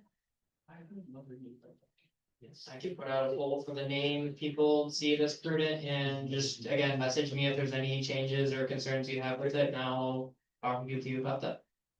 Alrighty, thank you, speaker of the word. Going into old business, seeing as there is none, we're going to discussion again. Something that I forgot to. Last Friday at the task force meeting, I forgot to ask, what are proposed, do you guys have any proposed dates? On when you guys want to do bonding?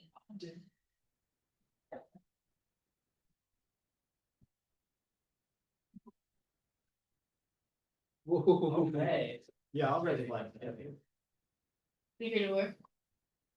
Wouldn't it be probably more prudent to just send out when to meet and schedule that way, and then just like have like a week or something picked out, just so we can do that in advance, because I also understand the fact that next week's probably not gonna happen, it's probably gonna have to be the first week of December, especially because of the campus closing, so just put out like a when to meet or Well, something for that. That's why I was going to like get people's opinions or like suggestions and then put out like a poll of like those suggestions. That'll be my suggestion then, first week of December. So we have accurate enough time to fund stuff through the side. Are you guys open to doing like weekends? Yes, I actually think weekends for bonding would be great, and I have a few suggestions. Maybe do going to the round one bowling and arcade. Also, maybe Rainforest Cafe would be good, or even doing something in the Oakland Center, like a trivia or a game or a special hangout.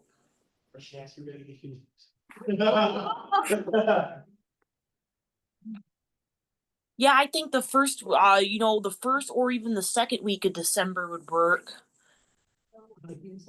Second week of, sorry, wait, plan information. That's exam. Speaker door. And the second week of December is exam week, so the first week of December is, at least in my mind, the only week we can really do it if we want anything funded. Yeah, I actually on Saturday, December 6th, I actually have to volunteer for an autism party. Okay, thank you so much for your input, Legislator Munger. Moving on to legislative updates. Speaker DeVore, you have the floor. Oh, shit, my bad. Can you pull up the legislative updates document? I'm sorry to Director Van Patten, I have a lot to yap about, because it's been 2 weeks. We got to skip a GVM. I hope you guys enjoyed that extra week we all got. We're gonna get another one of those soon. But events, this was a long time ago, but on and always, I don't want to steal Chairperson Waters' thunder on that too much, or Chairperson Ludwig, either one of them can talk on that, because they both were the ones that ran that. But it was a big fun, big loud success. I want to credit those two a lot. I want to credit Legislator Snell, Legislator Mays, Legislator Black, a lot for working on putting it together. Director Lasecki did a lot to help take down and put up a lot of the stuff. I'm sure there's names I'm forgetting right now, but just thank you to anybody that stayed around to help with that. It was a lot of fun. Meet the reps, that one I can talk a little bit about more. But it did get a lot of traction with the tabling. That was last week. We also big thanks to Legislator Snell, Legislator Mays, Legislator Black, and I will give a little bit credit to Legislator Azai for sticking around at the end to help take down. Yeah, we have a decent amount of traction with the tabling in the OC. I would be open to potentially rerunning that in the future. I know Legislator Mays got a decent amount of stuff over at the wheel that we did that ended up being pretty fun. I think if we were to rerun that same idea, we would probably move to right in front of the Habitat, would probably be my ideal location, but obviously that's something that can be discussed next semester, so. But yeah, thank you to anybody that showed up, it was a lot of fun. OUSC SAFB ad hoc committee, we had our introductory meeting last week. We set up some action items to be worked on in the future. Just to let you all know, the next meeting will be next week on Monday at 6:30 PM. I think I still have to send out the calendar for that. I do. But that's open to everybody again. So if anybody wants to come to that, I will let you know as soon as I know where that will be located. Let's see, March on Wilson. So I was in talks with Megan Pizer, who's the co-chair of the Native American Advisory Council, on potentially doing a march on Wilson Hall, and as a rally against the data center. So the setup is currently in the works. I just, now that we know that we have until April to oppose the data center, we have a little bit more time. So especially with the campus shutdown, it might be more prudent to move it to January, just so I don't die within the next month. So that's cool. I will continue to let you all know on any details that we come up with as that's being planned, because I would like as many people in that as possible. Earlier, right before this meeting, I met with Smith College. They were trying to help set up their Mensa product initiative on their campus. They're trying to set up their volunteer program through their student orgs. So Legislator Jeswicki and I talked with them a little bit about like logistics and stuff. They were only trying to worry about 10 dispensers. And they were talking about how they were worried about needing to volunteer for all that. Keep in mind, we have 90 plus and we staff it with like 8 people. So I think they can staff 10 within a 15-minute walk of each other. I think they'll be good setting that up. I'm glad we got able to help them in the little bit we could. DSS and VSS, since that bill did get passed, they are actively looking for liaisons to fill out their new positions. I've emailed Director Swan and was it Coordinator Rhodes, about, Lisa, yeah, about finding those positions. They should be filled within the next month. Let's see, I'll be meeting with the voice committee chairs soon, to hopefully have the committees up and running starting next semester. We're just gonna work on coordinating programming and stuff, just so we can make sure everybody knows about us, so we can actually get those up and running finally.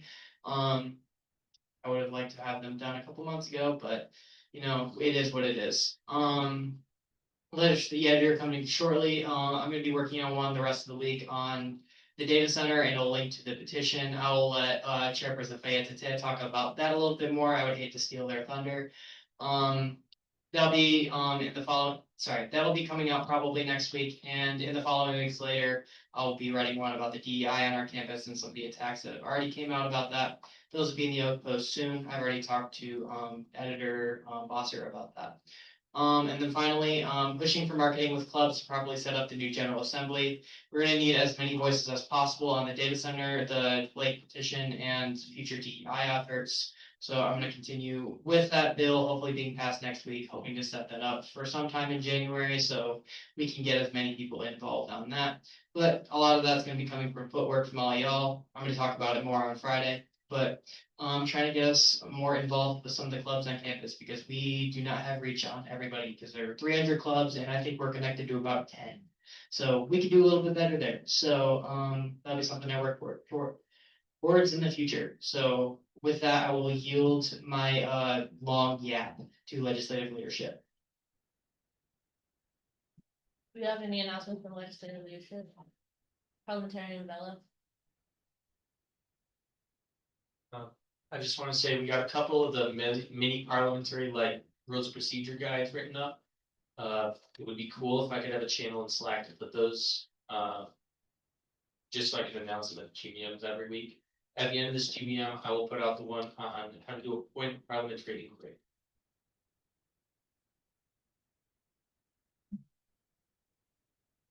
Chairperson Faith, please.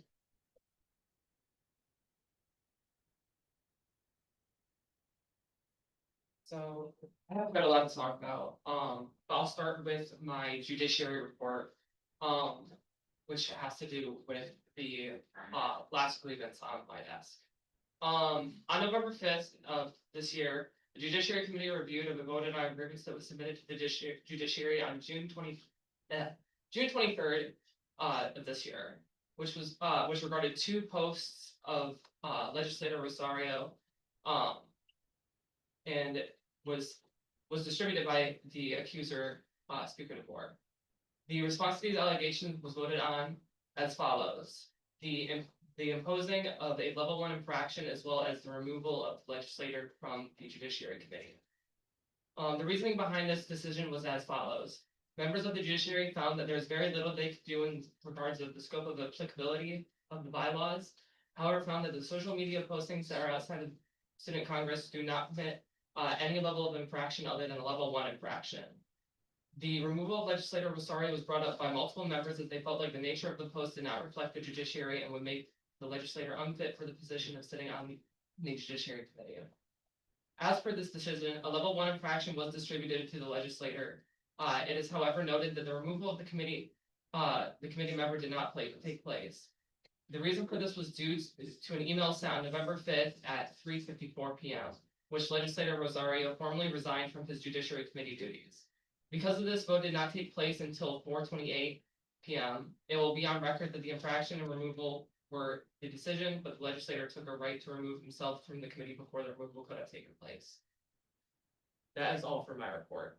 On top of that, I do have to talk about the data center petition, the data center petition. I will have that out by next week now because there was some new information brought up that was not on the RFP, which it is based off of. And because previous conversations with VP Mackey weren't as clear as the one we had today, I have to modify some aspects of the data center petition, but it will still be out. Additionally, I will also try to get the person I talked about over the summer who builds data centers for a living and also works at a data center to come in and talk to us about some of the concepts that VP Mackey was talking about. So with that, I yield. Chairperson Waters. Hello, I just wanted to talk a little bit about haunted hallways. Specifically, I want to thank every single person who helped set up, who participated in the event, who helped tore it down. Every single person, thank you so much. I meant to send something out earlier, but I neglected to do so. So thank you, every single one of you, for making the event as good as it was, and thank you to SAP Chair Ludwig for also helping run that event with me. I thought it went very well. But thank you to every single one of you who helped. It was great. Thank you. With that, I have nothing else, so I yield. Are there any other updates from legislative leadership?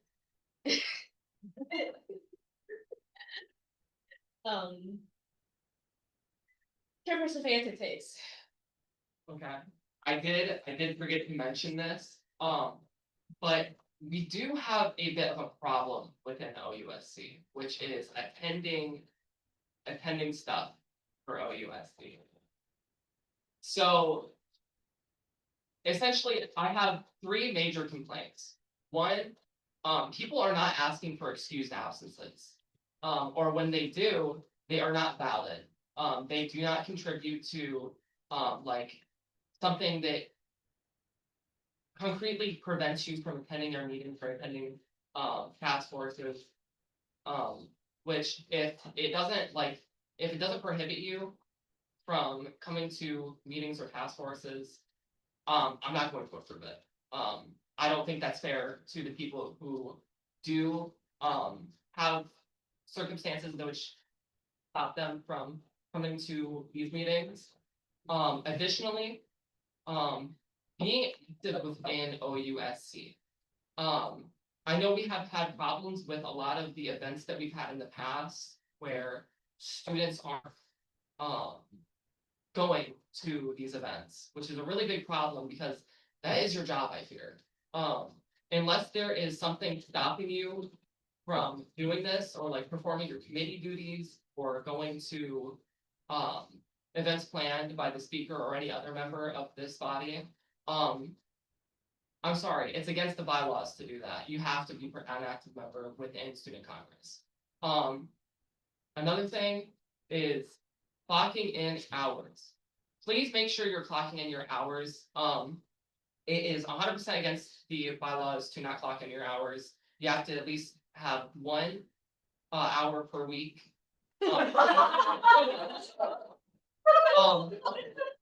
have a list of people who have not been clocking in hours, and they will be going up for removal if they do not talk spam. It is important that we are doing our jobs as this body. It is important that we're actively participating. It is very important that we are representing the students that we are here to represent. So if you are not doing your job, I will put you up for removal. That is a guarantee. With that, that is my angry lecture for tonight. I will yield the floor. Speaker DeWard. Microphone back. Can I? Speaking of events planned by the speaker, that gives you a very easy opportunity to clock in hours and get involved with OUSC and do your job. We have 2 tablings on the 17th, as were planned originally to help start broadcasting out the petition against the data center. I am unaware if Chairperson Fayette still intends on having that at that point.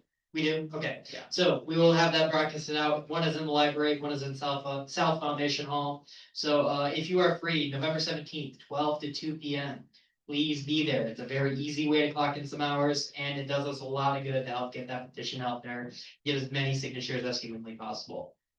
With that, I will yield again. Are there any other updates from the legislative leadership?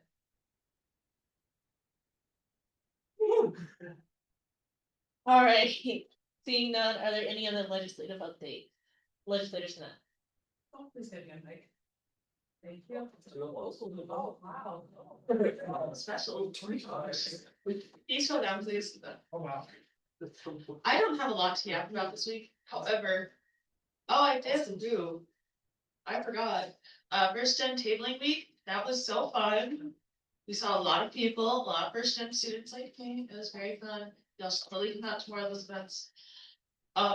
Also, meet the reps, especially. Genuinely, please sign up for events. Like, if you plan on coming, please sign up, because based off the sign-up sheet, fun fact, I work 3 jobs. Meet the reps actually may coincide with one of those jobs. Based off the sign-up sheet, Speaker DeBoer did not have enough people, so I called out of one of my jobs to be there. I lost money to do this job, so please sign up. Please actually sign up if you're planning on being there. I get it's hard, but please, genuinely, please. Women's Committee, we have not 1, but 2 distinctive potential chairs found for that one. During Haunted Hallways, I was told I was the most respectful zombie people met. I can't complain about that event. Thank you. I was working over the past couple of weeks, me and President Johnson were actually working on making the place committees more permanent, especially due to the DEI issues we have been seeing faced. And on top of that, I've been working on marketing. Today, we actually finished all of the posters that we were supposed to be tabling with that show OU being all pretty with OUSC branded on it. It's great. It's nice. Thank you. And so, yeah, that should be everything. Yes. I yield. Legislative Lumber. Yeah, I would like to give an update. I helped Director Demand with Beaverfest. I also helped set up Haunted Hallways a little bit shortly after Beaverfest. And I have been working on disability initiatives with Legislator Snell. We were gonna have a disabilities tabling on November 17th, but that got pushed back due to the data center. Hopefully we can have the tabling at the end of the fall semester or beginning of the winter semester. I've been attending the DAL ED campaign meetings every month. And I have a question. I have a question for Judiciary Chair Fietta Tay. I wasn't able to clock hours for Yes, and is this something you can ask them after the meeting? Yes. Okay. Do you have any other updates? But with that, I yield the floor. Alright. Are there any other legislative updates? Parliamentary development. Just an inquiry. If I use the at everyone in the Slack for the mini parliamentaries, are people gonna get mad? I'm probably gonna do it anyway, but. Information. As chief user of the everyone, I don't think people care because people don't even respond to mine. I'm gonna use the at as. Are there any other legislative updates? Hearing none. Oh. Chairperson Fayette. Legislature's busy, guys. Sorry. I keep thinking of stuff that I can talk about. Okay, now that I have another seat open on my judiciary committee, anyone that is interested in joining, I would love to talk to you. That's it. Are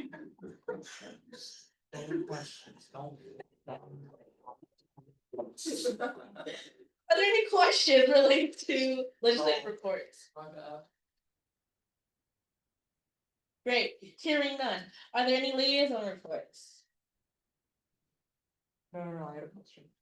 Yes, You had a question? Yes. Okay.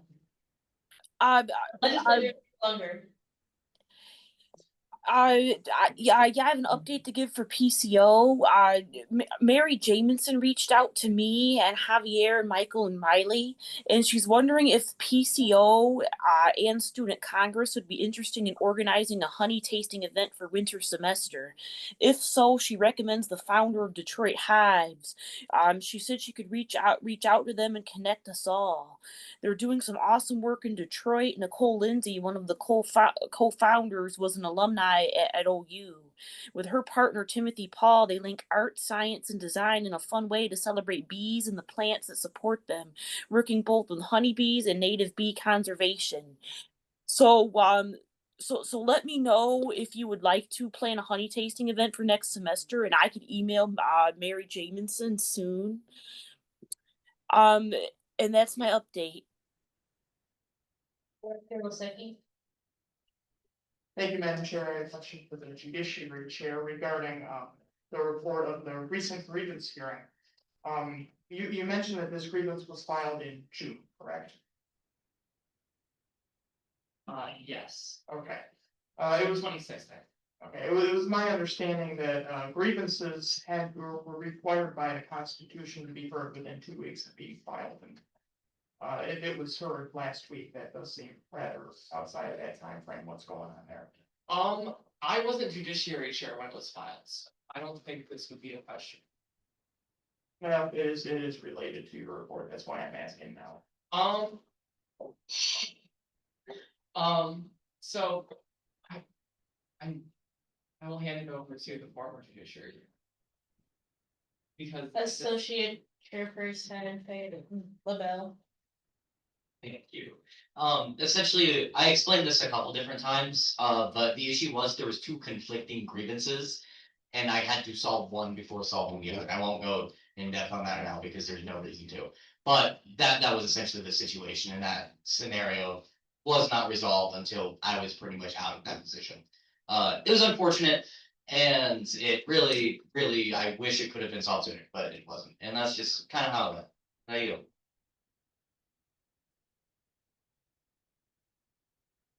Alright, going to executive reports.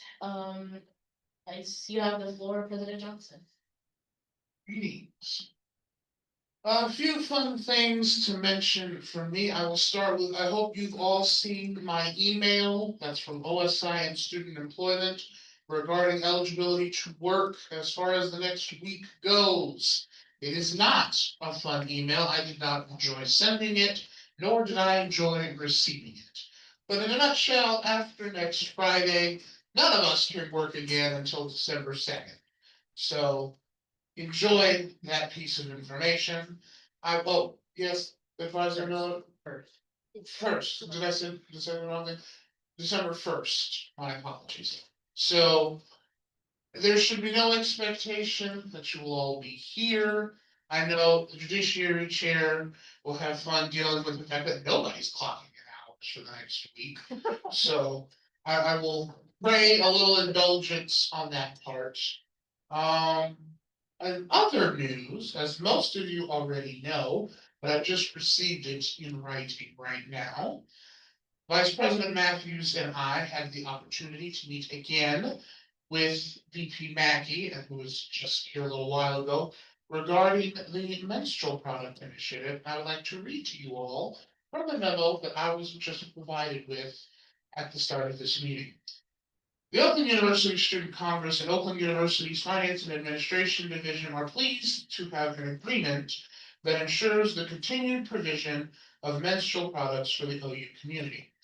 The university will assume full responsibility for maintaining, refilling, and supplying menstrual product dispensers in the following buildings: Kresge Library, Pauley Hall, Elliott Hall, Barner Hall, and the Recreation Center. This totals the same number of dispensers originally proposed for the university management, now consolidated in high-traffic academic and student use spaces to enhance coverage and streamline operations. OUSC will continue to assume full operational responsibility for all remaining dispensers, including product procurement, stocking, and maintenance. The Division of Student Affairs and OUSC will share quarterly updates on program performance, costs, and usage data to inform future planning. This was signed by both the interim VP Wadsworth and VP Mackey. Suffice to say, after 3 years of going back and forth and long meetings and debatings, we have reached an agreement with the university to help institutionalize the menstrual product initiative. I know a lot of people are very excited about this news, and a lot of people have had a lot of back and forth feelings about this process, but I'm very happy that after a really long time of going through with this, we have something tangible in writing. By the way, I was a stickler on getting that in writing so that it's there, it's valid, and I'm going to scan it so that if anybody wants it digitally, they can have it. Especially, I think VP Wadsworth was wanting that, and I'll send it to you too, legislation now. And the same to you, so before. Beyond that, I will say that they are starting the search process for the next VP of Student Affairs, which is something that was anticipated. It's not fun, given why we have to go through this, but it's happening.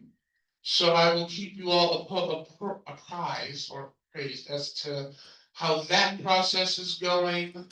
I mentioned to you all, Majority Leader Brummer and I met with the Associate VP of Student Success over at the Provost's office. I, over the weekend, had an opportunity to have the first meeting of the Student Body President Coalition in Michigan. So I got to meet with the student body presidents at a lot of the U of M, all the U of M chapters, actually. They were all there. The Northern Michigan, Central Michigan, Wayne State. There was a bunch of us there. I think the only major university that wasn't there was MSU, but that's because their president's schedule is different. As far as the United Governance Conference this year, it will be held at U of M Dearborn at the express request of the student body president over there. As you all remember, last year, Oakland was privileged enough to host the conference, so I offered to do it again if nobody else wanted to, but their president is graduating and really, really wants to host it, and I see no reason as to why we should do it 2 years in a row. Saves us both the time and the money planning that. I had a good meeting earlier today of getting some planning done for OU Day at the Capitol. I'd love to tell you that we've settled on a date. We kind of have a tentative one, but we're also waiting to get the House and Senate schedules as we kind of line it up with them. And the House isn't willing to tell us when they're going on break until the beginning of January, even though we've already received this information from the Senate. Interesting characters to deal with, but it's fine. So starting next semester, we'll have a much better timeline for you on that one. And with that, I will yield the floor. All right, thank you, President Johnston. Going from my updates, me and President Johnson met with the president of the university a week and a half ago. Yeah, it's been a while. And that meeting went really, really well. I think one of the bigger things that came out of the meeting was how do we promote the food pantry in this, time of food insecurities for a lot of people. And so we were talking about ways to do that.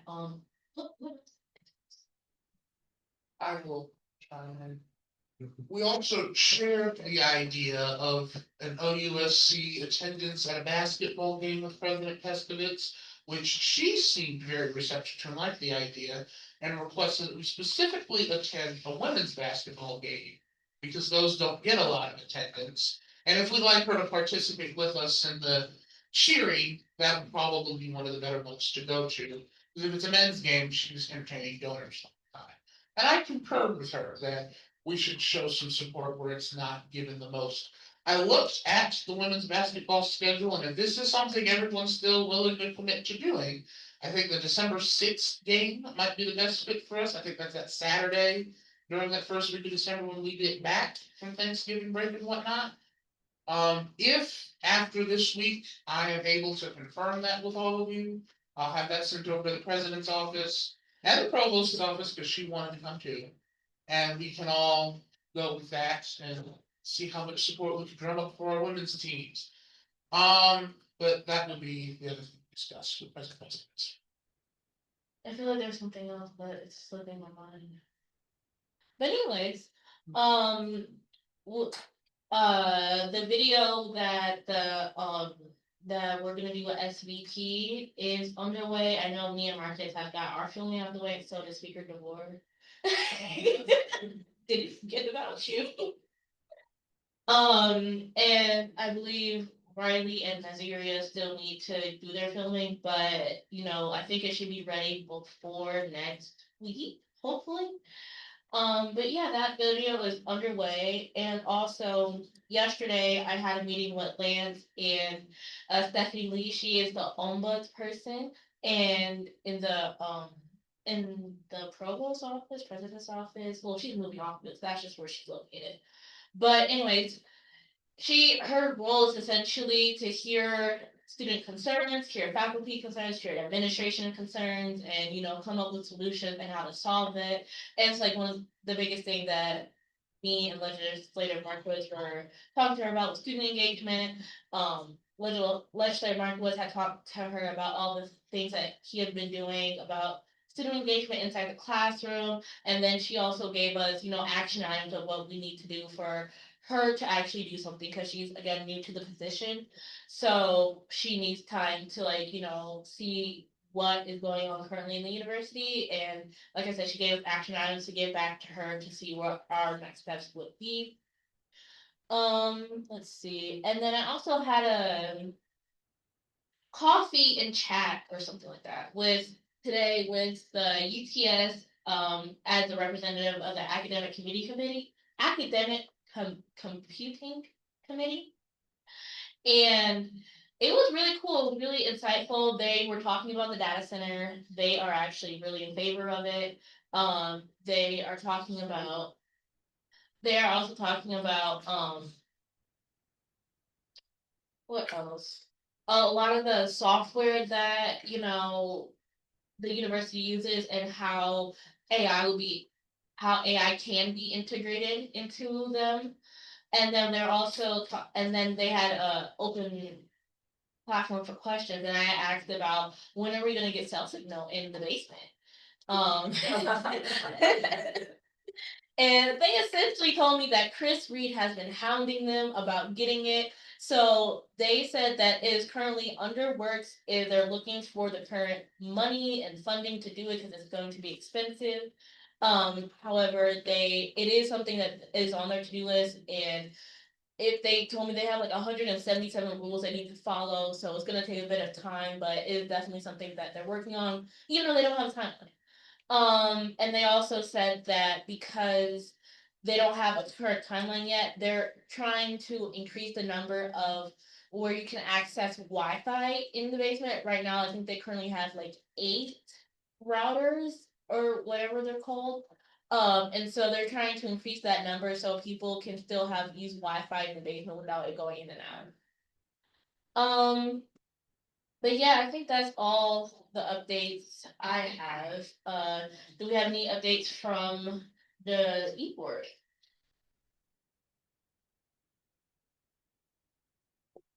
Director.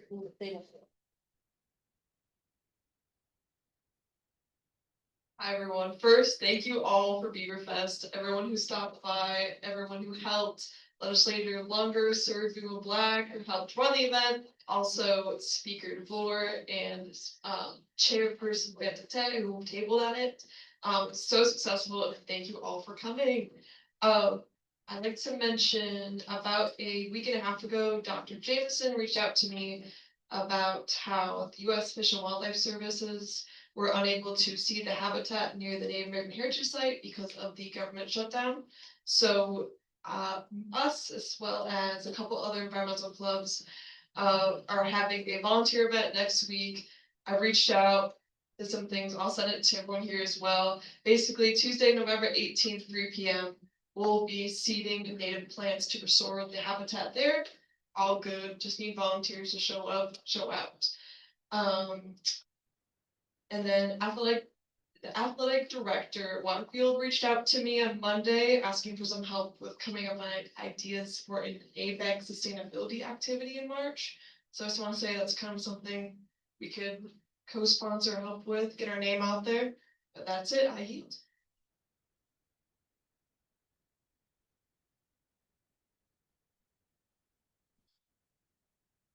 Director Latefi. Thank you, Madam Chair.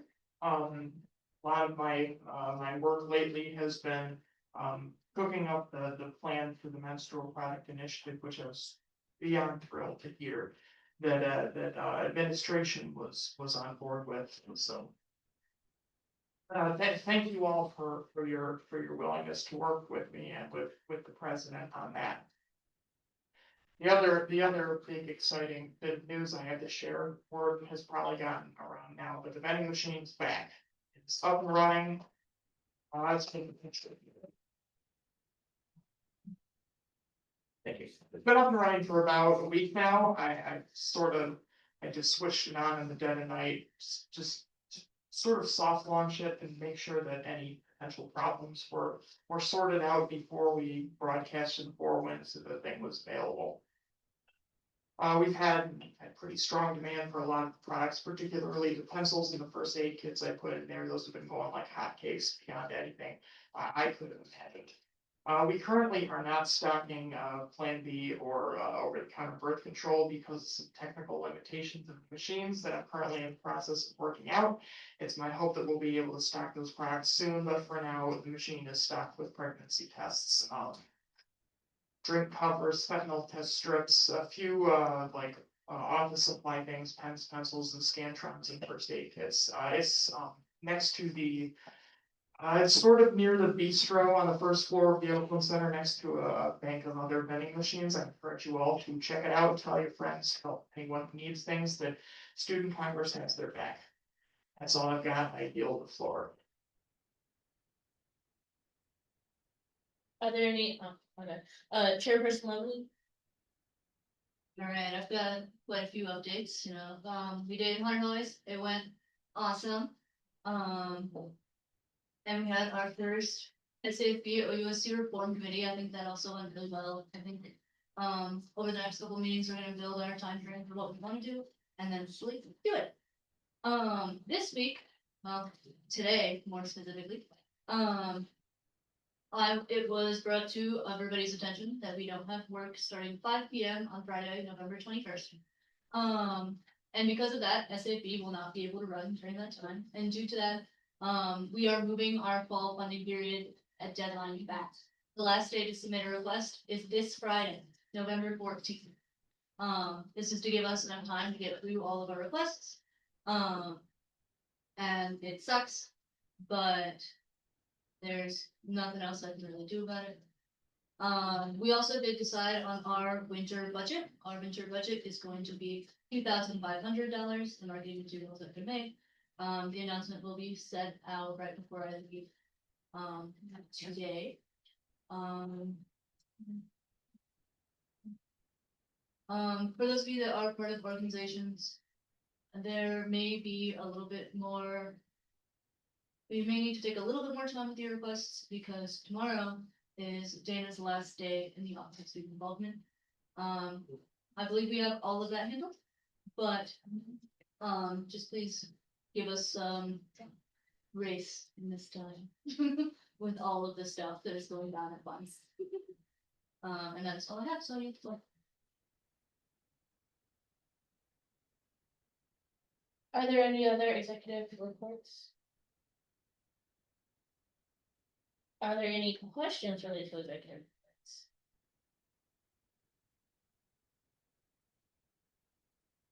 Do we have any reports from Advisor Miller?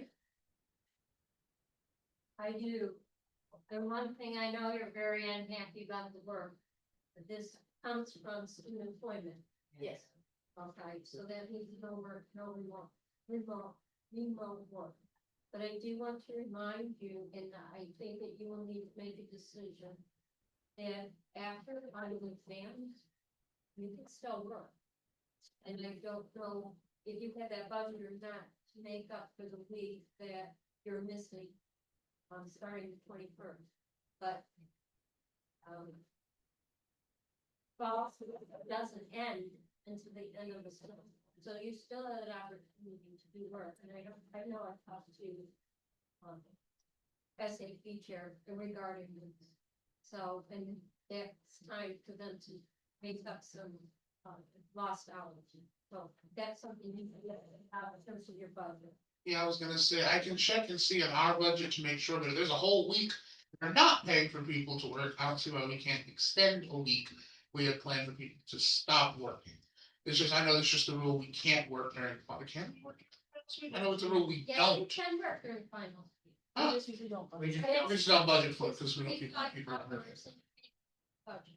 Okay. up to 25 hours, just like any other. Alright, yeah, because we have the budget if we're not, to compensate for it by extending the week, but. I mean, that's how we usually don't work during finals, so I thought that was cool. Positive and permanent, I'm so sorry. Yeah, you're good, you're good, you can I go. have a question in regard to next semester. Is a decision been made as to when you're holding your general body meetings, or will they continue on Tuesday at 5:30? We have not decided yet, I imagine the student show send some stuff out about that relatively soon. And I would. Yeah, That we would be have a- really helpful in terms of the determination, not just for me, but I was hoping everybody else. Also, if you are planning your weeks for next semester, and if you can let me know that, SPB just got their complete calendar together. I'm going to be submitting stuff to the Open Center scheduling office for activities, including Thursday nights. If OUSC wants a Thursday night in the Habitat, please let me know. But it's like, you're doing a cultural week, you're doing neurodivergence week, or Earth Month or Earth Week. Can we get it on the calendar now so there won't be any conflicts in the future? Just, that piece of information. Also, everyone, since legislatures and executive board, everyone is expected to populate. No exception. And Jen Getter should not have to hunt you down on Monday mornings if you miss punches and or never reported your hours in the first place. So I'm friendly reminder there. And the other thing is, Upton University women basketball players are 3-1 now. That's probably the best they see in the water. Good choice if you're gonna be supporting them so much. Any questions about? Well, let me tell you this. This is November 21st is when they're going to have to do the construction to replace lines. Chris Reed explained to me, it's like 3 days of construction to get to the line, 3 days to repair the line, 3 days to make sure it's all repaired. There's no guarantee. And there's no guarantee that we may be shut down earlier than November 21st. Because the biggest hole, if there's no heat, and that's the reason why we can't, it's the safety factor for all of this, health and safety. So just be prepared, because this was a total shock to everybody. But going slow, you get a little extra time off. I hear many professors are not gonna necessarily have classes. Mine's still doing them. I'm doing that. Yeah. Take advantage of it. Thank you so much.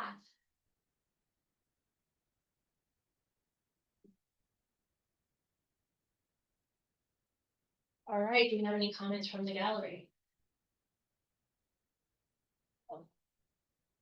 Do we have any announcements? Again, Legislator Snell. Hi, guys. So shout out to Advisor Miller for reminding me, we are in fact planning Middle Eastern Heritage Week. Well, we were trying to, that first week of December. However, Kayla's doing that alone. Kayla cannot do that alone. It is a very large project that is 5 straight days of events. I need at least one other person to come help, because in case we all forgot, Kayla leaves December 13th. She cannot work past that time. She will not be here at all past that day. And the day I move off campus is the day I will not be responding to anything relating to OUSC. Keep that in mind. Please, somebody step up. I'm begging.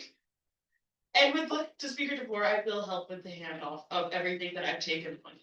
With that, I yield. Thank Just you. a point of information, we were supposed to have our directors in advocacy go up today, but they had a family emergency, so they should be going up next.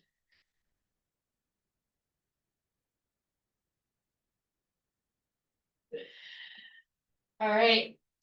Are there any other announcements at this time? All right, and with that, this meeting has been adjourned at 7:57. Have a great night. Ew.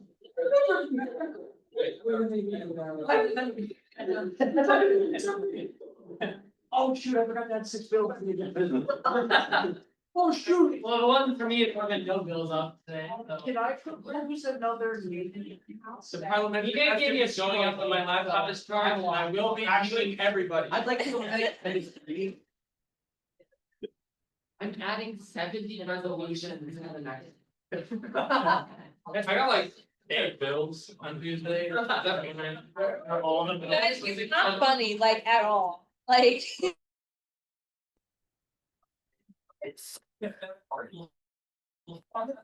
I thought you were gonna say that they're all like super common sense, obvious things. Vote on them. No, that's the other sense. Those is my question. Yeah. This is gonna be. Everybody.